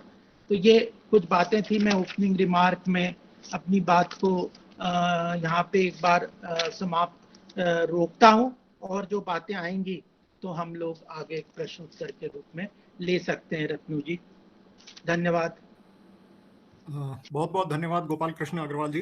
आपने सरकार की जो विभिन्न योजनाएं हैं और जो initiative लिए हैं सरकार ने गरीबों तक सहायता पहुंचाने के, और जो सबसे ज्यादा प्रभावित तबका है कोविड के कारण उसको सहायता पहुंचाने का, और इकोनॉमी को वापस रिवाइव करने के लिए जो नीचे से प्रयास किए हैं किसानों के लिए और मजदूरों के लिए और ग्रामीण क्षेत्रों में रोजगार के लिए, तो उसके ऊपर आपने विस्तृत जानकारी दी। आपका बहुत बहुत धन्यवाद। कुछ प्रश्न हैं, प्रश्न लेने के साथ साथ प्रश्न आपके लिए प्रश्न ये है गोपाल जी, आपके लिए है कि what is the importance of fiscal stimulus, is it really required और do we need something else? ये एक प्रश्न आया है। तो बाकी के प्रश्न मैं भगवती जी भाई साहब से पूछूंगा, वो मेरे ख्याल से R&D और टेक्नोलॉजी और उससे रिलेटेड है। तो आपके फिस्कल इस पे काफी बातचीत हो रही है, इस पे जरा प्रकाश डालिए। देखिए, फिस्कल स्टिमुलस बहुत इंपॉर्टेंट होता है, लेकिन रिसोर्सेज के ऊपर भी ये डिपेंड करता है कि आपके पास जो रिसोर्सेज हैं खर्च करने के, वह कहाँ पे आप बेस्ट एलोकेट करते हैं। केंद्र सरकार के पास डायरेक्ट और इनडायरेक्ट टैक्स में कलेक्शन बहुत कम हुआ है, और अगर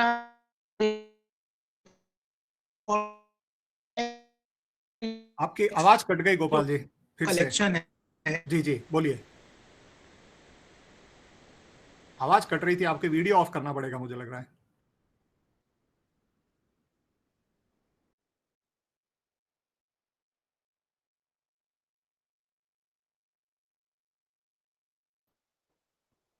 हेलो गोपाल जी, मैं तब तक भगवती जी भाई साहब, आपके लिए प्रश्न है कि चाइना से जो आपने बात रखी, गोपाल जी आप हैं कनेक्ट? तो उसमें एपीआई का जो आपने बताया, एपीआई का जो इंपोर्ट जिस तरह से बढ़ा, तो प्रश्न ये आया है कि जिस तेजी से बढ़ गया, और अगर चाइना उस इंपोर्ट को अगर हमें एक्सपोर्ट करना बंद कर दे, या किसी कारण से उसमें कोई दिक्कत आ जाए, किसी तनाव के कारण या किसी भी कारण से, तो फिर इंडियन फार्मा इंडस्ट्री के पास ऑप्शन क्या है? एक तो ये प्रश्न है। दूसरा प्रश्न है कि हमारा रिसर्च एंड डेवलपमेंट का जो एक्सपेंडिचर है वह चाइना के मुकाबले कहाँ है, और क्या इंडस्ट्री उसमें पर्याप्त खर्च कर रही है या सिर्फ सरकार पर निर्भरता है? वो R&D पे इंडस्ट्री कितना खर्चा कर पा रही है या नहीं कर रही है, या करने की उसकी मंशा नहीं है? उसी के साथ एक प्रश्न है उससे जुड़ा वही कि जो हमने क्या इनिशिएटिव लिए हैं या हमें क्या रिक्वायरमेंट है इंटेलेक्चुअल कैपिटल के लिए और पेटेंटिंग और कॉमर्शलाइजेशन ऑफ नॉलेज के लिए, ये प्रश्न है। आप देंगे तो मुझे लगता है तब तक गोपाल जी शायद वापस रिकनेक्ट करेंगे। तो हाँ जी जी, मुझे लगता है मैं थोड़ा सा तो पहले दो बातें कर दूं। एक गोपाल जी की चर्चा में भी आया था कि इंडिया ने जो आजादी के 40 साल तक जो प्रोटेक्शनिज्म दिया इंडस्ट्री को, और आज भी बात हो रही है कि हम प्रोटेक्शनिज्म, मुझे लगता है कि उस समय हमने समाजवाद के नाम पे इंडियन इंडस्ट्री को डोमेस्टिक डिमांड का 20% भी मैन्युफैक्चरिंग करने की छूट नहीं दी। या तो पब्लिक सेक्टर के लिए रिजर्वेशन था, या हमारा industries development and regulations act के तहत हम मतलब जो है 1951 के एक्ट के तहत लाइसेंस देते ही नहीं थे। इसलिए शक्कर, सीमेंट, साइकिल के टायर से लेके कार, ट्रक, बस, हर चीज की शॉर्टेज थी। तो इसलिए उसको हम प्रोटेक्शनिज्म का कारण नहीं मान सकते। वो समाजवादी myopic vision of the Jawaharlal ji, Indira ji का, मतलब मैं क्लियर कट उसको वो कहता हूँ कि हमने इंडियन इंडस्ट्री को कभी ग्रो नहीं करने दिया। तो इसलिए जहां तक बात प्रोटेक्शनिज्म की है, तो अभी जो आया कि क्या इंडियन इंडस्ट्री R&D पे खर्च करके और ग्रोथ एक्वायर कर रही है क्या, उसका सरकार पे ये विश्वास नहीं है कि डंपिंग के केस में उसको प्रोटेक्शन मिलेगा। मतलब यह है कि कोई अगर इन्वेस्टमेंट करता है और कोई नेसेंट इंडस्ट्री डेवलप होती है, तो वर्ल्ड का हर कंट्री अपने यहाँ इंडस्ट्री को इनिशियली, जैसे सोलर में मैंने कहा 49 ओरिजिनल इक्विपमेंट मैन्युफैक्चरर्स थे, तो कम से कम हमारी डोमेस्टिक इंडस्ट्री बंद नहीं हो जाए। क्योंकि इंडस्ट्री R&D में तभी खर्च करेगी जब उसको ये लगता है कि I would be able to survive. क्योंकि जो इकोनॉमीज ऑफ स्केल होती है कि एक निश्चित सीमा तक ग्रो करने के बाद वह मतलब जो है एक तरह से सेल्फ सस्टेन होती है। और दूसरा, जो एक सबसे पहले अपने उस मूल प्रश्न पे, जो पहले सबसे पहला प्रश्न था कि एपीआई के मामले में क्या India would be able to sustain 100%, क्योंकि ये सारे एक्टिव फार्मास्यूटिकल इंग्रेडिएंट्स हम बनाते आए हैं। चाइना ने हमको टारगेट करके डंपिंग शुरू किया, तो वो सारी हमारी इंडस्ट्रीज नॉन परफॉर्मिंग एसेट्स में बदल गई।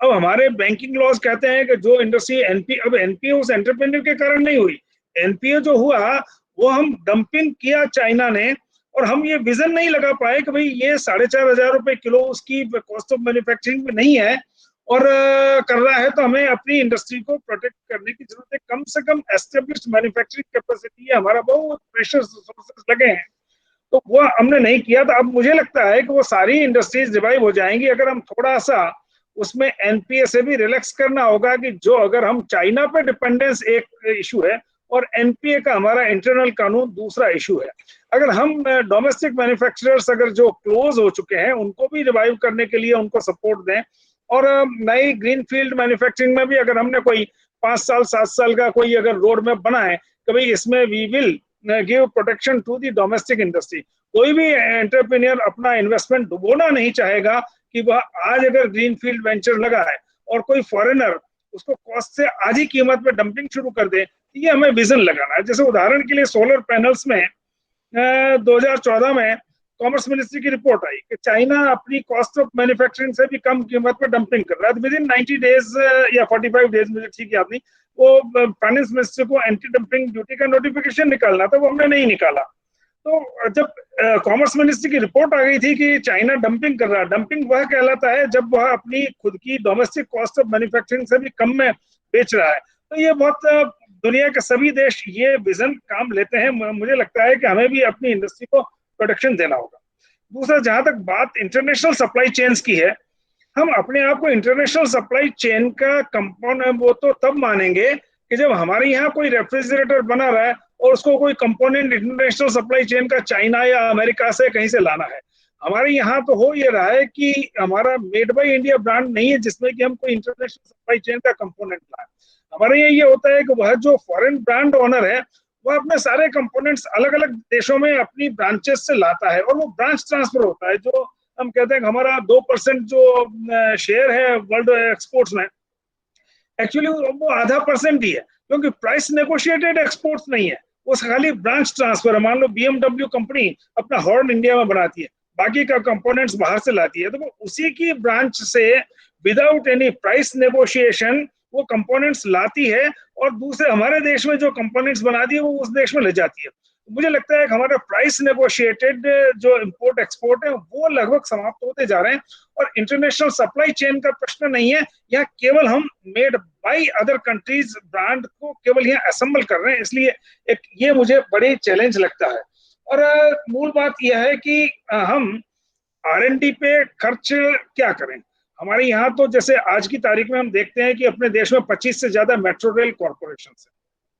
तो हमको तो लगता है कि शायद हम अपने देश में ये सारी मेट्रो ट्रेन बना रहे हैं, चला रहे हैं, लेकिन एक्चुअली होता ही है जैसे ये चाइना वाला अभी दिल्ली मेरठ वाला जो कॉरिडोर हमने ट्रैक कंस्ट्रक्शन का चाइनीज कंपनी को दिया था 1126 करोड़ का कॉन्ट्रैक्ट, वो तो कैंसिल हो गया।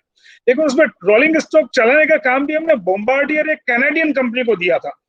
और इसी तरह से हमारा क्या करता है, हम मेट्रो रेल कॉर्पोरेशन बनाते हैं, 150-200 सरकारी कर्मचारियों को उसमें लगा देते हैं और फिर ठेका देते हैं कभी मल्टीनेशनल को, चाहे वो थेलस को देते हैं, चाहे एल्स्टॉम को देते हैं, चाहे बॉम्बार्डियर को देते हैं, और उनसे कहते हैं कि आप अपना रोलिंग स्टॉक लाओ या वो यहाँ असेंबल कर लेते हैं डब्बे और आप चलाओ और देश की जनता से पैसा लो और आप अपना प्रॉफिट बाहर ले जाओ। तो मूल बात, चाहे हम अगर 150 किलोमीटर की वेलोसिटी की नहीं, हम 60 किलोमीटर वेलोसिटी की भी अगर मेट्रो ट्रेन बनाए, लेकिन कहीं ना कहीं हमें अपने देश में आज वर्ल्ड शिप बिल्डिंग में हमारा लेस देन 1%, आधे % से भी कम है। हमारी 7100 किलोमीटर लंबी कोस्ट लाइन है और हम वर्ल्ड में 3rd या 4th largest steel manufacturing country हैं और हमारा वर्ल्ड शिप बिल्डिंग में आधा % हिस्सा है। और कोरिया जिसकी पॉपुलेशन और एरिया हमारा केवल 5% है और उसका वर्ल्ड शिप बिल्डिंग में 24% शेयर है। तो कहीं ना कहीं हमें यह सोचना होगा कि ये जो ग्लोबलाइजेशन में एक्चुअली हमने अपना इन्वेस्टमेंट बाहर नहीं ले जा पाए, हम अपने एक्सपोर्ट्स नहीं कर पा रहे हैं। ग्लोबलाइजेशन हमने किया क्या, एक तरह से ग्लोबल इन्वेजन इन्वाइट किया, फ्री मोबिलिटी ऑफ गुड्स हमने इंपोर्ट लिबरलाइज किया तो डोमेस्टिक मैन्युफैक्चरिंग कैपेसिटी समाप्त हो गई। उसके बाद उनको या टेक ओवर कर लिया फॉरेन मल्टीनेशनल्स ने और हमने FDI खुला किया, फ्री मोबिलिटी ऑफ इन्वेस्टमेंट में ऑलमोस्ट आज की तारीख में 80% of the manufacturing sector is foreign own. सवाल ये उठकर खड़ा होता है कि इस देश के उत्पादन के साधनों को, इंडस्ट्री, कॉमर्स, एग्रीकल्चर को who would own, whether we Indians और फॉरेनर्स। आज तो एग्रीकल्चर में भी फॉरेन ओनरशिप आ रही है। अब देखिए, किसान अन्नपूर्णा आटा से लेके नेचर फ्रेश कारगिल का आटा, हिंदुस्तान लीवर का, यानी कि वो किसान की जमीन को ठेके पर लेके खेती करवाते हैं, अपना गेहूं का बीज देती है कारगिल कंपनी, किसान उसके लिए बटाईदार हो गया, उसके बाद उसने बड़ी फ्लोर मिल डाली है, यानी खेत खलियान से किचन तक की फूड सप्लाई चेन, और इसको हम कहें कि ये इंटरनेशनल सप्लाई चेन है। तो मुझे लगता है कि ये इंटरनेशनल सप्लाई चेन के टर्मिनोलॉजी को हम यूज करके और इस मिसनॉमर में नहीं रहना चाहिए और हमें कहीं ना कहीं मेड बाय इंडिया प्रोडक्ट्स और ब्रांड्स, चाहे वो इंफ्रास्ट्रक्चर डेवलपमेंट में, चाहे रेलवे में, चाहे वो जूते के पॉलिश में, हर एक में we have to roll out more and more made by India products and brands. और इसमें मैंने जो बात कही थी, मैंने शुरू में एक्सप्लेन नहीं की थी, आज जैसे जापान का जो इकोनॉमिक पैट्रियोटिज्म है, आज जापान में केवल, जैसा मैंने कहा था, 4% विदेशी कारें बिकती है। तो कहीं ना कहीं हमको डोमेस्टिक मैन्युफैक्चरिंग को सपोर्ट करना होगा। जैसे एक उदाहरण देके अपनी बात को पूरा करूंगा, जब मेरी आयु के जो लोग, उन्हें याद है पुराने जमाने में कैमरा रोल आते थे, कोडाक अमेरिकन था, फ्यूजी जापानी था। 70% कोडाक बिकता था दुनिया में, क्वालिटी अच्छी थी, पर जापान में एक भी कैमरा रोल कोडाक नहीं बिकता था, केवल फ्यूजी बिकते थे। तो बीच में मिड 90s में कोडाक कंपनी ने अपने कैमरा रोल की कीमत आधी कर दी, फ्यूजी से आधी कीमत में वो कैमरा रोल वहां मिलने लगा। फिर भी एक भी जापानी नागरिक उसको कोडाक को नहीं खरीदता था, और फॉरेनर्स घूमने जाते थे वो खरीद के ले आते थे, फिर कंपनी ने थकार के अपनी प्राइस वापस। तो कहीं ना कहीं हमें, मुझे तो लगता है कि आज की तारीख में 4 काम करने होंगे। एक तो we have to think in terms of स्वदेशी, या हम ये कहें कि इकोनॉमिक पेट्रियोटिज्म, आर्थिक राष्ट्र। दूसरा, हमको कहीं ना कहीं होम ग्रोन टेक्नोलॉजीज डेवलप करने के लिए फिस्कल स्टिमुलस देना चाहिए। फिस्कल स्टिमुलस के लिए केवल गेहूं चावल बांटने से काम नहीं चलेगा। फिस्कल स्टिमुलस डोमेस्टिक मैन्युफैक्चरिंग में इंडस्ट्री कंसोर्शियम बनाने होंगे। यानी कि अगर मान लो हमारे देश में इलेक्ट्रॉनिक्स इंडस्ट्री के अगर 50 कंपनियां हैं, तो उन सबका कंसोर्शियम बना के, और उनके R&D में गवर्नमेंट कहीं ना कहीं पार्टिसिपेट करेगी, और उनको प्री कॉम्पिटिटिव रिसर्च के लिए, आज अमेरिका में 80% जो R&D का एक्सपेंडिचर है वो कंसोर्शियम रूट से अमेरिकन गवर्नमेंट करती है।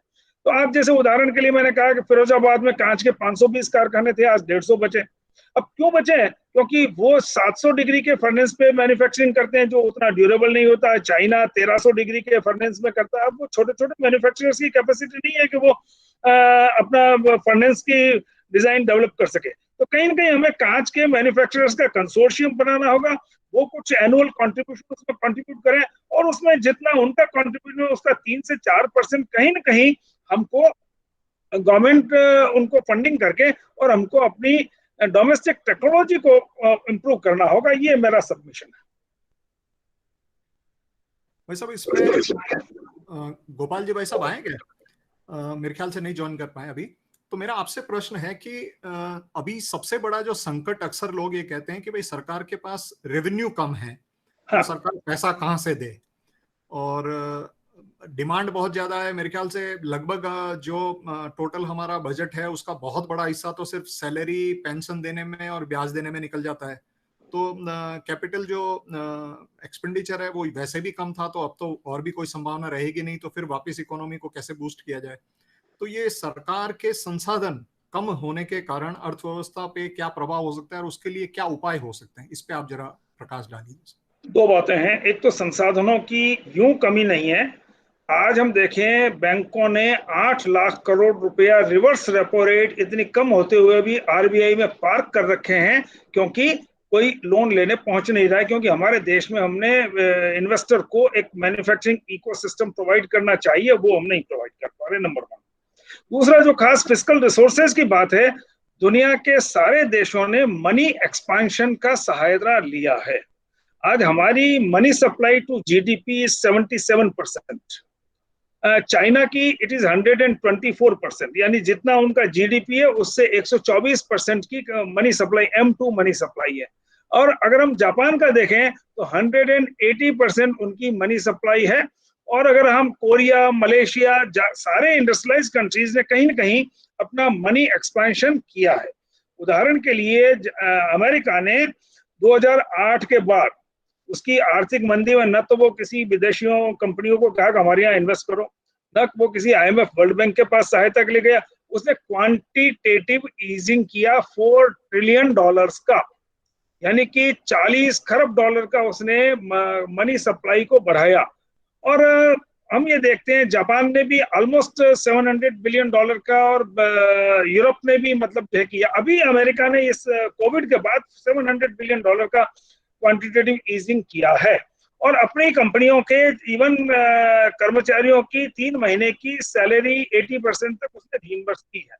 तो कहने का मतलब यह है कि हम मतलब जो आज अगर हम M2 मनी सप्लाई एक्सपेंशन की बात सोचते हैं, उसको अगर हम कहीं गेहूं चावल बांटने में अगर खर्च करेंगे तो इन्फ्लेशन बढ़ेगा। लेकिन अगर उसको एक स्पेशल पर्पस व्हीकल में डालते हैं, उस स्पेशल पर्पस व्हीकल से हम देश में मेट्रो ट्रेन की डोमेस्टिक मैन्युफैक्चरिंग में हम इन्वेस्ट करने के लिए पैसा दें लो इंटरेस्ट रेट पे।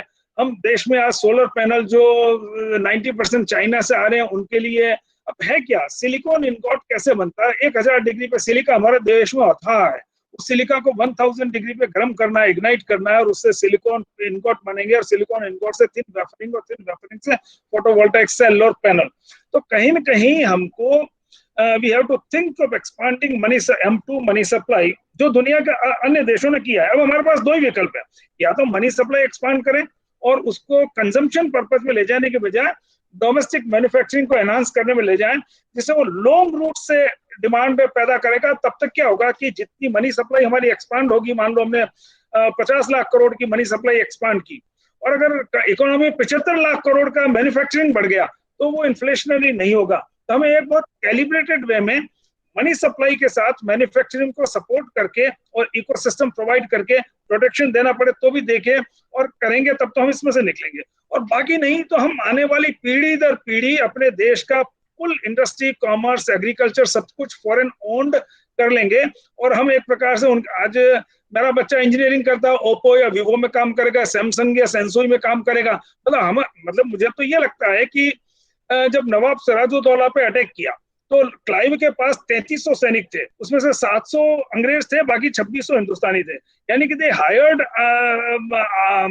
Soldiers from India. फिर मीर जाफर को खरीद लिया पैसा देके, 50,000 की वो सेना में।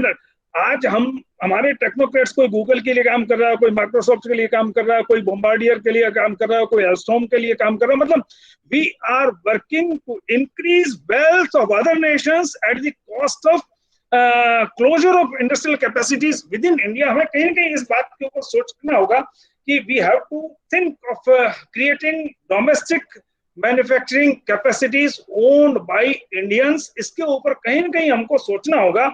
और नहीं तो आज हो ये रहा है कि हम केवल और केवल असेंबली लाइंस का ऐसा कंट्री बन गया जहां आज एक्सपोर्ट इंपोर्ट भी खत्म हो गया। प्राइस नेगोशिएटेड एक्सपोर्ट इंपोर्ट नहीं है। हम देखते हैं व्हर्लपूल अपना रेफ्रिजरेटर कहीं से लाती है, वाल्व कहीं से लाती है और वही असेंबल करती है। तो केवल ब्रांच ट्रांसफर्स बचे हैं। आज हमारे यहाँ प्राइस नेगोशिएटेड एक्सपोर्ट इंपोर्ट्स नहीं है केवल। तो हमें कहीं ना कहीं इस बात पर सोचना होगा कि made by India products and brands को हम प्रमोट करने के लिए। अब देखिए, हम कंसोर्शियम रूट का आप अगर एग्जांपल लें, बहुत अच्छा एग्जांपल मुझे कंसोर्शियम का आता है एयरबस का। सारे वाइड बॉडीड एयरक्राफ्ट अमेरिका ही बनाता था। बोइंग ले लो, मेट्रो, लॉकहीड मार्टिन ले लो, सारी कंपनी। यूरोप में कोई वाइड बॉडीड एयरक्राफ्ट नहीं था। तो यूरोप ने सोचा कि हमारा भी कोई वाइड बॉडीड एयरक्राफ्ट होना चाहिए। तो उन्होंने सर्वे किया तो देखा कि छोटी छोटी एरोस्पेस स्पेयर पार्ट्स बनाने वाली कंपनियां हैं यूरोप में जो अपना एयरक्राफ्ट नहीं बना सकती। तो उन्होंने एक एयरबस कंसोर्शियम बनाया 4 देशों के एरोस्पेस स्पेयर पार्ट मैन्युफैक्चरर्स को लेके, इंग्लैंड, स्पेन, जर्मनी और फ्रांस। और उन सारे छोटे छोटे एरोस्पेस स्पेयर पार्ट मैन्युफैक्चरर्स जो अमेरिकन वाइड बॉडीड एयरक्राफ्ट के लिए हिस्से पुर्जे बनाते थे, उन सब में काम बांटा। अच्छा, आप रडर बनाओगे, आप फ्यूजलाज बनाओगे, आप ये बनाओगे। और अल्टीमेटली दे ब्रॉट एयरबस। बहुत साल तक एयरबस कंसोर्शियम के रूप में ही काम करता था। अब जाके उन्होंने उसको एयरबस कॉर्पोरेशन बनाया। तो मुझे लगता है कि हमें भी अपनी अगर made by India products and brands अगर डेवलप करने हैं तो हॉरिजॉन्टल और वर्टिकल इंडस्ट्री कंसोर्शियम, उद्योग सहायता संघ विकसित करने होंगे। अमेरिका ने 84 में कोऑपरेटिव रिसर्च एक्ट बनाया, जिसमें ऐसे कंसोर्शियम में सारे मेंबर्स के roles, responsibility, sharing of the benefits क्या होंगे। तो हमें कहीं ना कहीं अभी अपने देश में मेड बाय इंडिया प्रोडक्ट्स और ब्रांड्स लॉन्च करने के लिए कंसोर्शियम अप्रोच पे सोचना होगा। और उस मैन्युफैक्चरिंग के लिए फिस्कल स्टिमुलस देने के लिए अगर हमको मनी M2 मनी सप्लाई भी एक्सपांड करना पड़े तो फॉरेन डिपेंडेंट होने से मुझे लगता है कि we should go for that. बहुत बहुत धन्यवाद गोपाल जी। एक तो प्रश्न आपका उस समय अधूरा रह गया था, फिस्कल जो स्टिमुलस का इंपॉर्टेंस, उससे जुड़ा हुआ एक और प्रश्न दूसरा, क्योंकि अभी मैन्युफैक्चरिंग पे और उस पे सारी बातचीत हो रही है, तो कहीं ना कहीं मुझे लगता है कि हमारी जो शिक्षा व्यवस्था है और हमारी जो प्राथमिकता है वह नौकरी की रह गई। कि भाई बच्चा कितना भी टैलेंटेड हो तो उसे किसी मल्टीनेशनल में पैकेज मिल जाए, किसी के लिए जॉब करे, जो विषय थोड़ा भगवती जी भाई साहब ने भी टच किया। तो कहीं वो जो मानसिकता समाज की भी बनी और जिस तरह की शिक्षा व्यवस्था हमने विकसित की है उसमें एंटरप्रेन्योरशिप को, और जिसको हम कह सकते हैं कि टेक्नोलॉजी ड्रिवन मैन्युफैक्चरिंग को, उसको हमने बढ़ावा देने की बजाय हमने नौकरी का रास्ता पकड़वाया हमारे युवाओं को।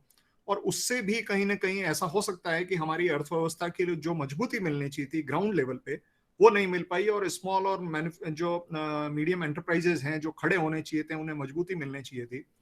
तो मेरा एक प्रश्न ये है कि क्या हमने बहुत ज्यादा सर्विस सेक्टर पे फोकस किया और मैन्युफैक्चरिंग को और एग्रीकल्चर को उतना ध्यान नहीं दिया तो उसका इम्पैक्ट क्या आज हमें कुछ भुगतना पड़ रहा है, या सर्विस सेक्टर को बूस्ट करते हुए भी हम एग्रीकल्चर और मैन्युफैक्चरिंग को साथ में तैयार कर सकते हैं, ताकि हमारे सब, जैसा आपने बात कही दीनदयाल जी की, भाई हर हाथ को रोजगार हो, तो हर हाथ को काम हो, तो वो कैसे अचीव हो, इस पे आप थोड़ा अपना रखें। तो 2 प्रश्न हो गए, फिस्कल उसके स्टिमुलस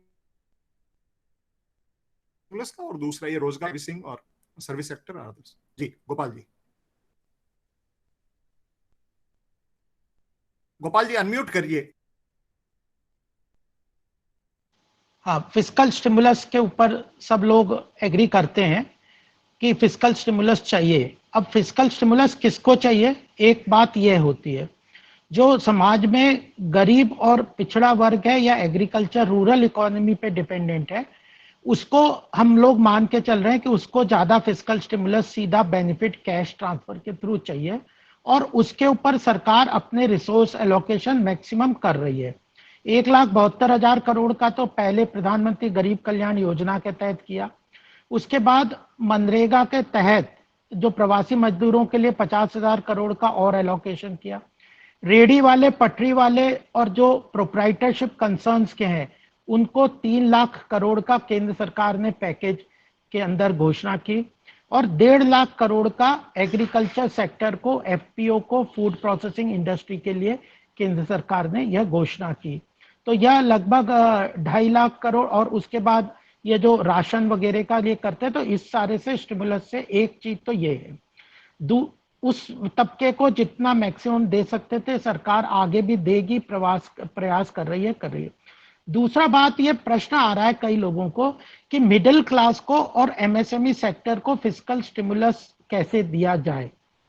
तो उसके लिए हमने, जैसे मैंने पहले भी कहा, उसको इकोनॉमिक रिवाइवल के थ्रू ही फिस्कल स्टिमुलस दे सकते हैं। ये आज के स्थिति में केंद्र सरकार की सोच है। इसके लिए रिसोर्स टोटल, उसके लिए रिसोर्स जनरेशन कैसे होगा, उसके लिए जो फिस्कल डेफिसिट की फिगर है उसको रिलैक्स केंद्र सरकार ने कर दिया है। बोरोइंग जो आज की डेट में 67% है बजट की, उसको केंद्र सरकार 80 और 90% तक के आने वाले समय में ले जाना पड़ेगा। यह बात के लिए मानसिक रूप से कई लोग डिस्कस कर रहे हैं, तैयार हो रहे हैं। प्रदेश सरकारों का भी उसमें फिस्कल डेफिसिट है। तो हम कितना बड़ा फिस्कल डेफिसिट इकोनॉमी में झेल सकते हैं, इस चीज को भी हमें देखना है। हम एक्सपेंशन कर रहे हैं, उसको रिलैक्स कर रहे हैं, इक्विटी लिक्विडिटी जनरेट करने के लिए काम में ले रहे हैं, लेकिन उस फिस्कल डेफिसिट और बोरोइंग और किस तबके को ज्यादा कैश डायरेक्ट बेनिफिट इंफ्यूजन करना है, इसको ध्यान में रख के उन तीनों को बैलेंस करने का प्रयास कर रहे हैं। और दूसरी बात, जो मैन्युफैक्चरिंग सेक्टर के कई बार चर्चा आती है, मुझे पूरी बात बीच में छूट गई थी, कुछ चीजें मैं नहीं सुन पाया, लेकिन मैन्युफैक्चरिंग सेक्टर्स के साथ मेरा इंडस्ट्रियल एसोसिएशन वगैरह के साथ भी काफी इंटरेक्शन है। वो कहते हैं कि हमें डेट फाइनेंसिंग से केवल हमारा एक तो फायदा होगा नहीं, हम ओवर लीवरेज बैलेंस शीट को लेके नहीं चल सकते। उनकी जो डेट सर्विसिंग की कैपेसिटी जिसको कहते हैं, कि जो इन्वेस्टमेंट है उनका अपना, उसमें कितना इक्विटी और कितना लोन है, उसकी जो रेशो है वह बहुत ज्यादा डेट की तरफ नहीं बढ़ सकता, इसलिए उनकी डेट एब्जॉर्बिंग कैपेसिटी उनकी कम है। अब इक्विटी इन्फ्यूजन के जो मैकेनिज्म हैं, सरकार इक्विटी कितनी दे सकती है, उसके एक इंस्ट्रूमेंट्स जो हैं वो लिमिटेड हैं सरकार के पास। तो सीधे इक्विटी एक तो नहीं बहुत ज्यादा लेवल पे डाल सकती, जबकि कुछ चीजें उसमें की हैं जो इक्विटी फाइनेंसिंग के लिए गारंटी वगैरह की बात की है, लेकिन उनकी सबसे बड़ी समस्या, उन लोगों का कहना है कि हम इन्वेस्टमेंट जो लार्ज भी कई भी केवल लिक्विडिटी से इन्वेस्टमेंट नहीं प्रोपेल करेंगे, हमारी इकोनॉमी में डिमांड कम है। अगर किसी भी प्रोडक्ट की डिमांड उनके हिसाब से कम है, तो एक तो हम चाइना से इंपोर्ट, जो सस्ता माल है इंपोर्ट, उसको रोक के डोमेस्टिक डिमांड को प्रोटेक्ट कर रहे हैं इस इंडस्ट्रीज के लिए, और उनको उस प्रोडक्ट को एफिशिएंट बना के, कॉम्पिटिटिव बना के, कंज्यूमर एक्सपीरियंस को भी हमें आज की डेट में उस चीज को भी ध्यान रखना। अगर प्रोडक्ट वगैरह सब लोग मोबाइल और ये सब विदेश के ले रहे हैं क्योंकि प्रोडक्ट एफिशिएंट है उनके, तो कंज्यूमर एक्सपीरियंस को भी इंटीग्रेट करना है, और उसके साथ हमारे डोमेस्टिक इंडस्ट्री के डिमांड को प्रोटेक्ट करने का भी है। और डिमांड इकोनॉमी में बढ़ेगा तब इन्वेस्टमेंट आएगा, इन्वेस्टमेंट के लिए डिमांड इन्वेस्टमेंट की बहुत जरूरी है। तो यह जो कंज्यूमर डिमांड एक बहुत बड़ा चैलेंज है, जैसे एम्प्लॉयमेंट बहुत बड़ा चैलेंज है हमारे यहाँ पे आज की डेट में। डिमांड जो फॉल कर रहा है वह भी एक बहुत बड़ा चैलेंज है। तो रूरल इकोनॉमी से ही वह डिमांड बढ़ सकता है उसमें, क्योंकि इक्विटी खर्चे के ज्यादा, वो जितना पैसा उनको जाता है तो उससे ज्यादा वो खर्चा करते हैं। और कहीं ना कहीं हमें अपनी मैन्युफैक्चरिंग को ग्लोबल और रीजनल सप्लाई चेन से इंटीग्रेट करना ही पड़ेगा। तो जो वोकल फॉर लोकल है वह नॉन असेंशियल आइटम या अपने छोटे आसपास के इलाके से हम उसको कंजम्पशंस को ड्राइव कर सकते हैं, और स्वदेशी की बात जहाँ पे आती है या लोकल कंजम्पशन की बात आती है वो कर सकते हैं। लेकिन मैन्युफैक्चरिंग सेक्टर को अगर आगे बढ़ाना, जो हमारा टारगेट है आज मैन्युफैक्चरिंग का 15% कंट्रीब्यूशन है उसको जीडीपी का, उसको 25% करना है, तो हमें अपनी इकोनॉमी को ग्लोबली खोलना पड़ेगा। और उस चाहे उसके कारण टेक्नोलॉजिकल इंपोर्ट भी जरूरत होती है, और केवल सर्विस इंडस्ट्री से हम एम्प्लॉयमेंट जनरेट नहीं कर सकते। एग्रीकल्चर सेक्टर, क्लस्टर डेवलपमेंट, घरेलू उद्योग, इन सब से हम बड़ा काम कर सकते हैं। लेकिन एक लेवल है जिसके आगे इनका बहुत पोटेंशियल इकोनॉमिक ग्रोथ में नहीं। आज मात्र 13% जीडीपी में कंट्रीब्यूट कर रही है 57% हमारी जनसंख्या, तो वो कितना डिस्ट्रीब्यूट कर सकेंगे। तो कहीं ना कहीं पॉपुलेशन जो एग्रीकल्चर है उसको वहां से डाइवर्ट करना पड़ेगा ऑल्टरनेटिव इन्वेस्टमेंट मैकेनिज्म में।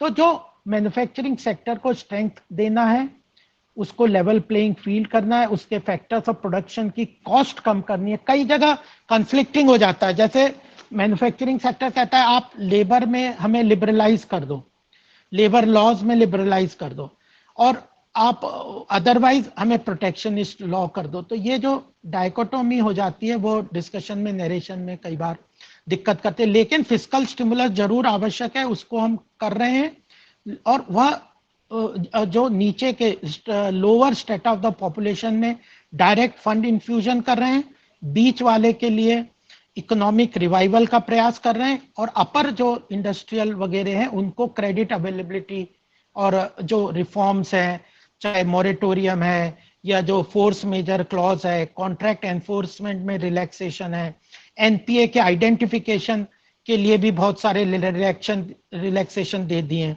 कि इस साल कोई भी नया एनपीए नहीं आइडेंटिफाई करेंगे, जो कि एक बहुत बड़ा रिस्क फैक्टर था मैन्युफैक्चरिंग के लिए। और जैसा आपने कहा कि उसके कारण भी बहुत सारा रेस्ट्रिक्शन हुआ। क्रिमिनलाइजेशन है, जो एक फियर साइकोसिस था, जो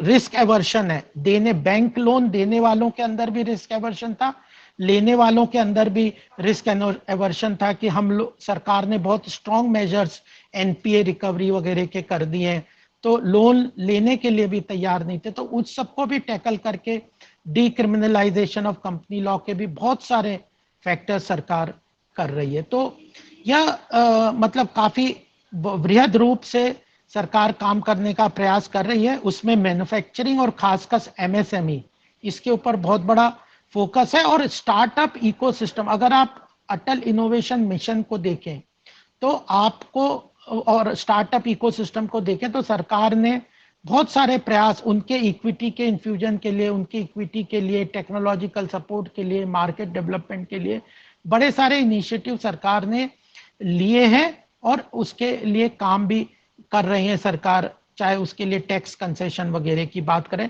लेकिन बड़ी बात है कि हमारे यहाँ पे स्टार्टअप इकोसिस्टम, आर्टिफिशियल इंटेलिजेंस में जो आइडियाज की बहुत शॉर्टेज है।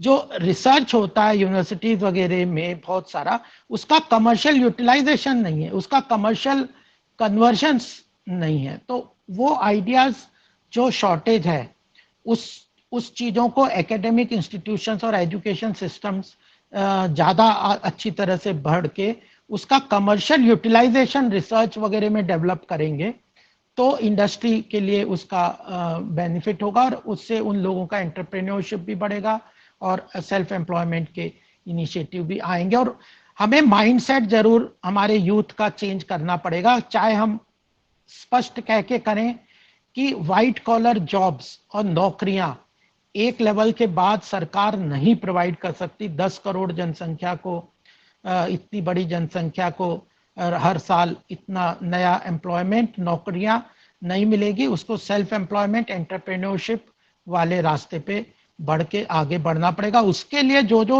सरकार के साथ आवश्यकता है, हमें फोकस, मैं तो इंडस्ट्री एसोसिएशन को भी कहता हूं कि आप प्रोटेक्शनिज्म के बजाय आप ये बोलिए ना सरकार को कि हमें पावर सस्ता दो, ग्लोबल कॉम्पिटिटिव करो, हमें इंटरेस्ट रेट ग्लोबली कॉम्पिटिटिव करो, हमारे को लॉजिस्टिकल कॉस्ट कम करो, हमारे को लैंड कॉस्ट कम करो। इस पे जितना वो फोकस करेंगे उतनी एफिशिएंसी पूरे सिस्टम में जनरेट होगी। सरकार का फोकस तो यहाँ भी बहुत ज्यादा है।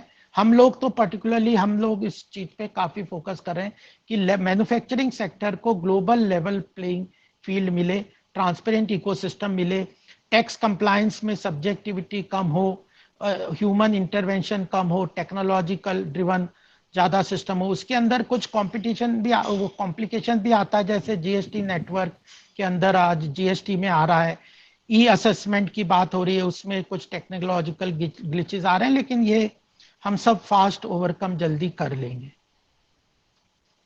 अब हमारे पास 10 मिनट बचे हैं। गोपाल जी भाई साहब, एक सवाल आया है, प्रश्न ये आया है कि जो मिडिल क्लास है, अब मिडिल क्लास, क्योंकि सरकार निश्चित रूप से सबसे पहले अंत्योदय पे ध्यान देती है कि जो सबसे गरीब है, सबसे ज्यादा जो तबका है, उसके ऊपर वो फोकस कर रही है। लेकिन जो मिडिल क्लास है, उनमें से किसी का जॉब चला गया, सैलरी कट हो गया, उसके ऊपर लायबिलिटीज हैं, उसने कार का लोन लिया है, होम लोन ले रखा है, और भी कुछ लायबिलिटी फैमिली की रहती है, अब वो कहीं पैसा कमाने को नहीं जा पा रहा है। तो ऐसे मिडिल क्लास के लिए, आपने कहा कि भाई इकोनॉमी रिवाइव होगी तो उनके लिए कुछ, तो क्या मिडिल क्लास के लिए भी कुछ स्पेशल इंसेंटिव सोचा जाए, ऐसा एक प्रश्न है। देखिए, ये जो आवश्यकता तो कई कई सेक्टर्स वाले भी आते हैं, मिडिल क्लास भी आती है, लेकिन उसमें सरकार उसके लिए क्या करे। जैसे रेडी वाले, पटरी वाले, छोटे छोटे उद्योगों वालों को, उनको भी हम मिडिल क्लास में ही मानते हैं। उन सब के लिए तो सरकार ने लोन की व्यवस्था और उसके लिए इक्विटी की व्यवस्था या एग्रीकल्चर सेक्टर के लिए किया है। अब सीधे सब्सिडी, अगर इंडस्ट्री के लोगों को सैलरी देने के लिए सब्सिडी देने की बात कई लोग करते हैं, वह सरकार इस वक्त उस मूड में नहीं है। उस विचार से मतलब ये चलना भी नहीं चाहिए कि जो इनकी नौकरियां चली गई हैं, या जिनके नौकरी के लिए, कुछ इंडस्ट्रीज को नौकरी के लिए सैलरी देने के लिए पैसे नहीं है, वो लोग मांग रहे हैं कि हम सरकार हमें सब्सिडी दे दे सैलरी देने के लिए। तो आज की स्थिति में सरकार की सोच इसमें नहीं है कि छोटे छोटे उद्योगों, लघु उद्योगों को, मिडिल क्लास इंडस्ट्रीज को सरकार सैलरी के रूप में सब्सिडी दे। लिक्विडिटी इन्फ्यूजन इकोनॉमी में पूरी तरह सरकार इंफ्रास्ट्रक्चर इन्वेस्टमेंट के थ्रू सब करने को आज की स्थिति में तैयार है, लेकिन रेडी वाले, पटरी वालों को भी उसको कैपिटल इन्फ्यूजन के मैकेनिज्म भी देखने के लिए तैयार है कि उनको जो 50,000 मुद्रा लोन, और अभी पहले ये बात आई थी कि जो प्रोप्राइटरशिप और इंडिविजुअल बिजनेस अपने नाम से काम करते हैं, उनको किसी तरह की बैंक की सहायता वगैरह नहीं मिली है, तो उनको अमेंड करके उसको इनकॉर्पोरेट करने की सरकार कर रही है। लेकिन सैलरी के रूप में सब्सिडी देने की बात केंद्र सरकार नहीं कर रही है। और अगर हमारे देश में 80 करोड़ की जनसंख्या के पास राशन कार्ड की, उसको राशन की आवश्यकता है और उसको राशन प्रोवाइड केंद्र सरकार कर रही है 135 करोड़ में, तो मुझे लगता है कि बहुत बड़ी जनसंख्या को केंद्र सरकार सहायता करने के लिए प्रयास कर रही है, वो कर रही है। तो उसके ऊपर जो थोड़े हैं उन लोगों को थोड़ा टफ टाइम है, लेकिन इकोनॉमिक रिवाइवल में ही उन लोगों को ज्यादा ध्यान देना चाहिए। यह व्यवस्था सरकार के माइंड में अभी आज के डेट में यह सोच है। अंत में भाई साहब, भगवती प्रकाश जी सर से मेरा सवाल है कि सरकार की नीयत अच्छी है, ने बताया बहुत सारी योजनाएं हैं गरीबों के लिए और मजदूरों के लिए, किसानों के लिए, लेकिन पिछले कुछ वर्षों में और खासतौर से अभी उसका जो प्रभाव तुरंत अर्थव्यवस्था पे वैसा आना चाहिए सरकार के निर्णयों का, वह उतना पॉजिटिव काफी लोगों को नहीं दिख पा रहा है। और ये जो आपने बहुत सारे विषयों को बड़ी डिटेल में समझाया कि कैसे एक्सपोर्ट इंपोर्ट और बाकी विषयों के कारण, मैन्युफैक्चरिंग से जुड़े हुए विषयों के कारण दिक्कत आई है, लेकिन अगर हम लार्जर मैक्रो पिक्चर को लें तो अर्थव्यवस्था में नीतियां और उनके प्रभाव, इनके बीच में व्यापक लेवल पे एक आम आदमी की समझ के लिए आपके हिसाब से कहाँ कहीं गैप आ रहा है और वो गैप को कैसे हम फिल कर सकते हैं, ये आप बताएंगे, फिर हम इसे कंक्लूड करेंगे। जी जी, मुझे ये लगता है कि से हम लोग फिस्कल स्टिमुलस से लोगों को गेहूं चावल दे देंगे, उसको कितने साल देंगे? 5 साल, 10 साल, 20 साल। अगर हमको उन लोगों को अपना गेहूं चावल खरीदने के योग्य बनाना है तो एम्प्लॉयमेंट जनरेट करने वाला इन्वेस्टमेंट, और उस इन्वेस्टमेंट के लिए कहीं ना कहीं फिस्कल स्टिमुलस हमको उसके लिए भी देना होगा, यानी कि देश में मैन्युफैक्चरिंग इकोसिस्टम डेवलप हो, चाहे सनराइज सेक्टर्स के लिए हो, चाहे इम्पोर्ट सब्स्टिट्यूशन के लिए हो। लेकिन हमें कहीं ना कहीं जो आज हम वर्ल्ड मैन्युफैक्चरिंग में 3% कंट्रीब्यूशन है, उस 3% में भी केवल फॉरेन ब्रांड्स के लिए असेंबली लाइंस चला रहे हैं हम ब्रांच ट्रांसफर से। अगर हम कहीं ना कहीं ओरिजिनल इक्विपमेंट मैन्युफैक्चरिंग की तरफ आगे बढ़ना चाहते हैं तो ओरिजिनल इक्विपमेंट मैन्युफैक्चरिंग के लिए हमको कहीं ना कहीं स्टिमुलस देके और देश में टेक्नोलॉजी डेवलपमेंट से लेके और मेड बाय इंडिया प्रोडक्ट्स और ब्रांड्स आगे बढ़ाने के लिए हम करना होगा। हम अगर केवल फॉरेन इन्वेस्टमेंट को इनवाइट करेंगे, चाइना ने फॉरेन इन्वेस्टमेंट की जितना इनवाइट किया उससे ज्यादा उसने अपने डोमेस्टिक सेक्टर को स्ट्रेंथन किया। आज अगर रेलवे में हम मतलब जो है एल्स्टॉम और बॉम्बार्डियर और उन्हीं पे डिपेंडेंट हैं, लेकिन चाइना ने अपनी 4-5 कंपनियों पे इतना बड़ा कर दिया कि आज वो यूएस से लेके, यूरोप से लेके और मिडिल ईस्ट से लेकर सब जगह रेलवे के बड़े बड़े ठेके, रोलिंग स्टॉक सप्लाई करना। तो कहीं ना कहीं हमको अपनी डोमेस्टिक वैल्यू एडिशन बढ़ाने के लिए और फिस्कल स्टिमुलस उस दृष्टि से देना मुझे लगता है कि आज के समय में, ताकि लोग इस योग्य बन सके कि उनको एम्प्लॉयमेंट मिले। आज हम देखें तो हमारे यहाँ एमएसएमई में भी का कंट्रीब्यूशन इकोनॉमी में केवल 38% है, चाइना में 80%, सिंगापुर में भी 50% है, ताइवान में भी करीब 67% है, और उनका मैन्युफैक्चरिंग का कंट्रीब्यूशन बहुत ज्यादा है एमएसएमई का। हमारे यहाँ मैन्युफैक्चरिंग में एमएसएमई का कंट्रीब्यूशन केवल टोटल, मतलब जो टोटल एमएसएमई है 6 करोड़ 34 लाख, उससे केवल 1/3 से कम मतलब मैन्युफैक्चरिंग में।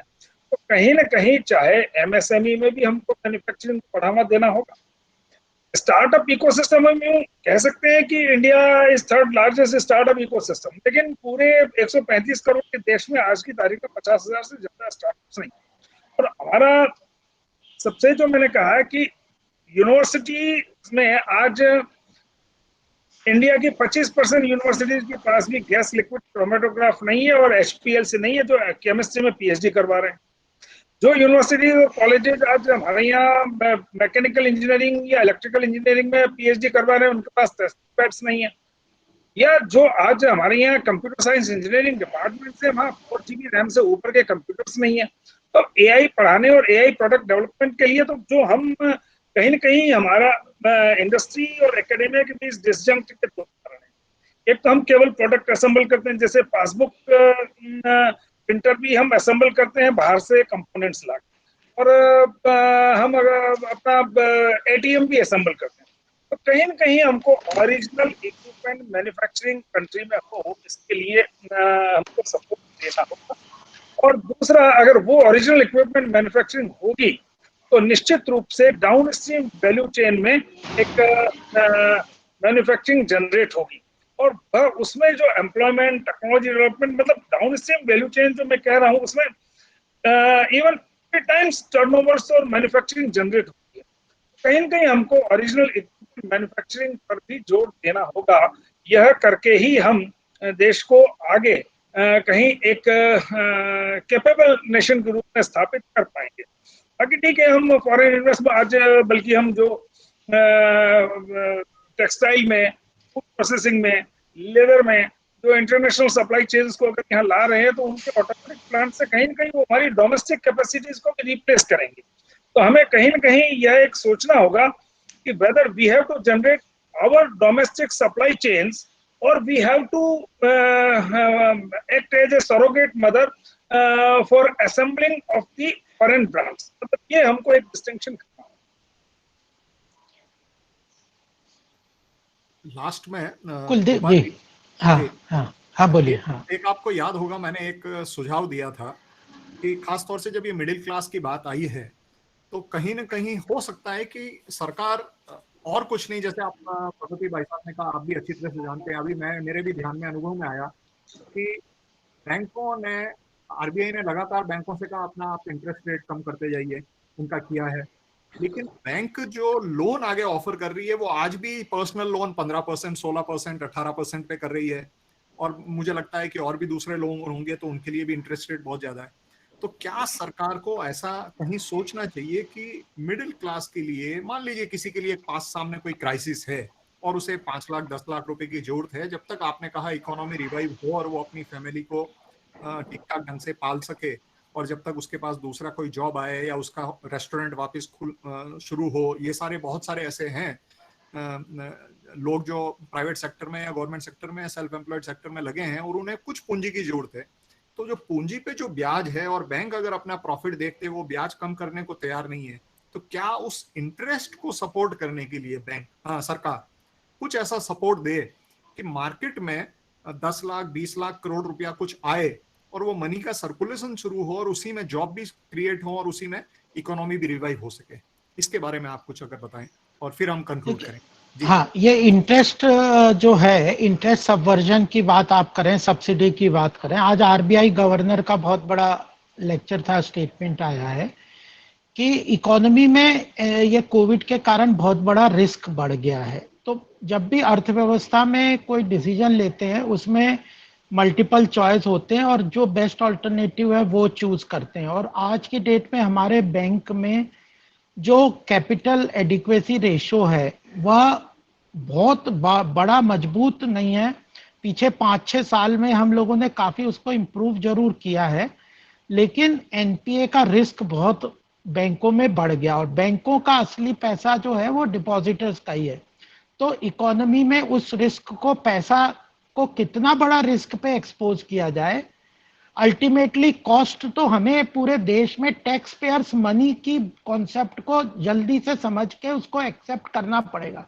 सरकार के पास जो भी पैसा है वो टैक्स पेयर्स मनी है, वो जनता का ही पैसा है। अगर वह बैंकों के पास भी डिपॉजिट है और जो भी है उसके पास कैपिटल बहुत बड़ा नहीं है बैंकों के पास, उस डिपॉजिट बेस को कितने बड़े रिस्क पे एक्सपोज करे वह सर देखना सब जीरो को चाहिए। तो हम लोगों को इमीडिएट, एक तो पॉपुलिस्ट बात है, दूसरा है अर्थव्यवस्था के लिए क्या अच्छी तरह से डिसीजन लेना है। तो इंटरेस्ट रेट को सिस्टमेटिकली रिड्यूस करने का केंद्र सरकार, आरबीआई कोशिश कर रही है पीछे से। जैसे 135 basic point repo rate, reverse repo rate सरकार ने कम किया। लिक्विडिटी जो उसको बैंकों को आरबीआई के पास रखना पड़ता है, पैसा डिपॉजिट का रेशो, उसको कम कर दिया ताकि कॉस्ट ऑफ कैपिटल कम हो। आईबीसी और एनसीएलटी जैसे बड़े बड़े एनपीए के प्रोविजन को रिड्यूस, उसके अंदर रिकवरी के मैकेनिज्म को स्ट्रॉन्ग करके केंद्र सरकार ने बैंकों के रिस्क प्रीमियम पे, जैसे इंटरेस्ट रेट का जो कंपोनेंट है, एक तो प्राइम रेट है आरबीआई से जिस रेट पे वो पैसा लेते हैं, प्लस उस पे रिस्क प्रीमियम ऐड करते हैं बैंक, कितना उनका रिस्क है, कितना बैड डेट का एनपीए का रिस्क है, उसको उस प्रीमियम को ऐड करके थोड़ा बहुत प्रॉफिटेबिलिटी ऐड करते हैं। बहुत बड़ा प्रॉफिटेबल वेंचर बैंकिंग नहीं है। तो उस चीजों को ध्यान में रखते हुए रिस्क प्रीमियम को भी सरकार ने कम किया है, लिक्विडिटी को इन्फ्यूज करके उनके पास ज्यादा पैसा अवेलेबल करके उनकी कॉस्ट ऑफ फंड्स को कम किया है, और रेपो रेट और रिवर्स रेपो रेट को काफी कम करके केंद्र सरकार ने उसको रिड्यूस करने का प्रयास किया है, वहां पे कम कर रहे हैं। और जहां तक क्रेडिट गारंटी है वह भी एक तरीके का, अगर एनबीएफसी और ये जो रेडी वाले पटरी वालों को बिल्कुल बैंकिंग इंस्टीट्यूशन पैसा देने को तैयार नहीं है, जब तक उसको 100% केंद्र सरकार उनके रीपेमेंट को गारंटी नहीं करती, तो केंद्र सरकार ने उस गारंटी को अपने ऊपर लिया है कि इनके रीपेमेंट, अगर प्रोजेक्ट फेल होते हैं, ज्यादातर 50,000 1 लाख के लोन है, ये कितने रीपेमेंट होंगे ये हम समझते हैं, तो उन सब का रिस्क जो है केंद्र सरकार ने, हम लोग वित्त मंत्रालय ने अपने ऊपर लिया है। वो बैंक लेने को तैयार नहीं थे, वो नहीं लेते तो बैंक उनको पैसा भी नहीं देते। आज अगर 1.5 लाख करोड़ का पैसा इन्फ्यूज कर दिया इसमें एमएसएमई के लिए, और जो रेडी वाले, पटरी वाले और ऐसे जो छोटे छोटे व्यापारी हैं इंडिविजुअल, वह इसलिए कि उसका क्रेडिट रिस्क केंद्र सरकार ने अपने ऊपर लिया है, 100% रीपेमेंट गारंटी।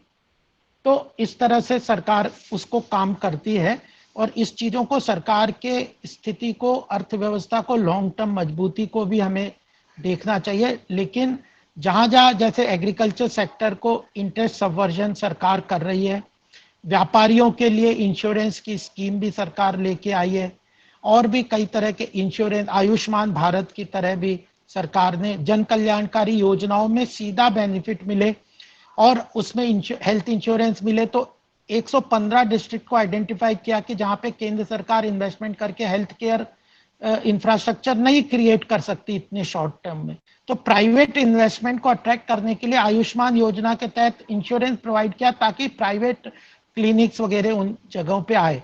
तो यह बड़ी चीजें हैं जिसको सरकार ध्यान में रख के आगे बढ़ती है। और आज के डिस्कशन में मैं ये बात जरूर कहना चाहता हूं कि एक बात, काफी चीजें डिस्कशन में आई, एक बात बिल्कुल क्लियर सबके कंसेंसस में आ रही है कि मैन्युफैक्चरिंग सेक्टर को मजबूती प्रोवाइड किए बगैर हमारे देश की समस्याओं का समाधान लॉन्ग टर्म में नहीं होगा। और मैन्युफैक्चरिंग सेक्टर में एक तो इन्वेस्टमेंट जनरेट करने के लिए उसको पैसे की तो आवश्यकता है, इक्विटी की, डेट की, उसके साथ उसको सबसे ज्यादा डिमांड की, जिसके जो प्रोडक्ट होते हैं वह डिमांड की आवश्यकता है। तो उसको टैकल करने के लिए भी सरकार प्रोटेक्शनिज्म का भी रास्ता अपना रही है, फैक्टर्स ऑफ प्रोडक्शन को भी कम कर रही है, और इंफ्रास्ट्रक्चर जैसे अफोर्डेबल हाउसिंग, इन रोड कंस्ट्रक्शन वगैरह में भी पैसा इन्फ्यूज करके और डायरेक्ट बेनिफिट ट्रांसफर के थ्रू पैसा इन्फ्यूज करके इकोनॉमी में डिमांड क्रिएट कर रही है। तो अभी हमारा फोकस, हर वक्त इकोनॉमी में कोई फोकस एरिया होता है, हर ये नहीं है कि 2 साल बाद हम चेंज नहीं कर सकते, लेकिन आज की डेट में एमएसएमई और मैन्युफैक्चरिंग सेक्टर को मजबूती प्रोवाइड करके उसको लेवल प्लेइंग फील्ड प्रोवाइड करने का, कॉम्पिटिटिव कंडीशंस उसको प्रोवाइड करके उसके मार्केट को थोड़ा सपोर्ट कर, प्रोटेक्ट करके आगे बढ़ने का सरकार का वर्तमान में, करंट में फोकस है। और गरीब और लोअर स्टेटा को सीधा पैसा ट्रांसफर करके, क्योंकि उसके जीवन के सर्वाइवल की इशू है, उनको सीधा पैसा ट्रांसफर करने का काम कर रही है। तो इस स्थिति में हम आगे बढ़े। मुझे लगता है जो आपने एक बात कही रत्नू जी कि इकोनॉमी रिवाइवल कर रही है, इस बात के लिए मैं बहुत स्पष्ट रूप से यहाँ कहना चाहता हूं कि डिफिकल्ट टाइम है, चैलेंजेस है, लेकिन भारत की इकोनॉमी में रिकवरी बहुत फास्ट 2021 में होगी।